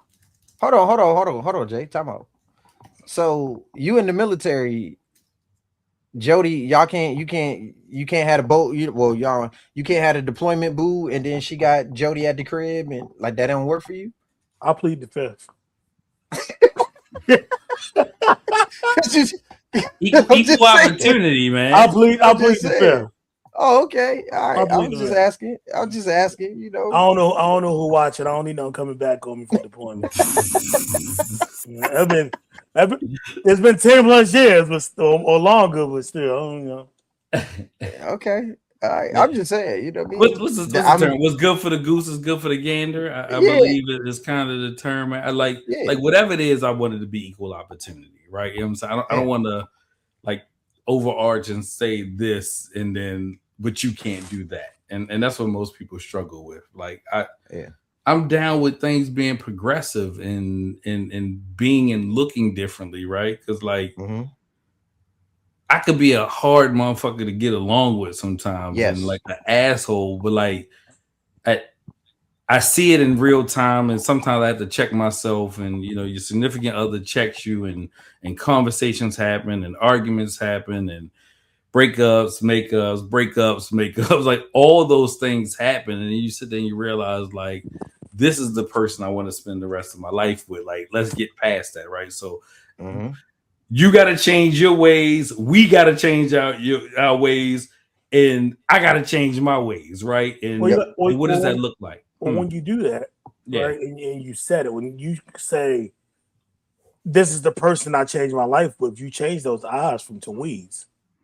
Right. Yo, and I'm only speaking we, right? And so even if let's just say Dre was like, yo, come over to the crib Saturday, let's watch the fight. Oh, we gonna be there. Yeah. Right. And so like it took me, you know, obviously the marriage one, it was I see you there. And I had to, you know, learn that, like, oh, even and then what you said, Dre, like you may not want to go over there because you don't know how to play spades, or whatever else it may be, Mm-hmm. you may not want to sing karaoke, but you're gonna go with me, right? And then I'm gonna go with you to your little steak ass friend's baby shower that I think, you know what I'm saying, or something else it may be. Yeah. Right? Mm-hmm. Yeah. Yeah, I think that I really feel like that's a part of, especially when you're in a committed, you know what I'm saying, marriage. I think it ain't, obviously it's not all about you. So No, what's a committed marriage? What's really a committed marriage? I mean, if you really in my opinion, if you really in this thing for forever, then yeah, if you really in this thing for forever, there are plenty of things that I might not necessarily be into that I do just because I know my wife finds pleasure in that. No. My question is, what is a committed marriage to you, though? To me, right? So in a committed, so for me, committed marriage, right? So I would consider myself a committed myself being in a committed marriage, right? Mm-hmm. Where we're monogamous, to my knowledge. We're monogamous, you know what I'm saying? And you know what I'm saying? And I make sacrifices for her, she makes sacrifices for me. This is a team game, you know what I'm saying? We're playing the long game. So, you know what I'm saying? So everything, there's not a decision that I make where I don't think about how this affects everybody else in this household, everybody else, you know what I'm saying, in this marriage. And so for me, the commitment is, when I said my vows, I meant till death do us part. Now, if you decide that that's not good enough for you anymore, all right, cool, you have that right. But I'm in it for forever. So does that mean committed marriage has to be on paper, or no? No. Okay. No, I don't think that. So I tell people all the time, like I remember one time I went to work and I didn't have my ring on, right? And somebody that knows my wife saw me at work, I didn't have my ring on, and like cracked a joke, and they said something. They was like, "Oh, where your ring at? Why you ain't got your ring on?" I said, you know what I'm saying, my commitment in my heart, it ain't on my finger. I'm married whether I got this ring on or not. And I believe that if you with somebody and you found your partner, you found them regardless of whether you go down to the courthouse or you spend $30,000 on the wedding. That's your person. Then, you know what I'm saying? That's why we have common law marriage. If you together so long and y'all have assets and all of those things, y'all married. I don't think it necessarily has to be on paper. I know a couple that have been together for about as long as I've been alive. They have never lived together and still don't live together. Ever. And they've been together almost 40 years. That's what worked for them. So, hey, if it works for you, I don't think there's nothing wrong with married people having their own spaces. And do what makes you happy. Do what works for you and your partner. I say it all the time. Every license in America has, I should say just about every license in America has except that one. An expiration An date expiration. Except for the damn marriage certificate. For a marriage license. Social constructs. Social constructs. I think that I think marriage is the most important business decision you ever gonna make. Bro. Absolutely. That's the most important business decision you ever gonna make. Is who you marry. Yeah. Bink, I appreciate Bink. She listen. Bink came through with some. She came through. You know what I mean? Yeah, man, it was some these Blueprint classics. And we got your name right because Neef ain't here.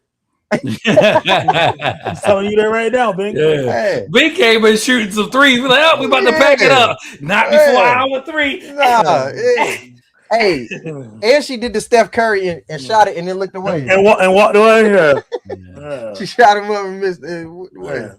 Hey. And when y'all come around, she's gonna be around and y'all gonna love her. I promise you. She is one of my favorite people on this planet and has been for the better part of 30 years of my life, man. I absolutely love and adore her, man. Word. Like somebody I can always was she at your birthday party? Mm-mm. No. Nope.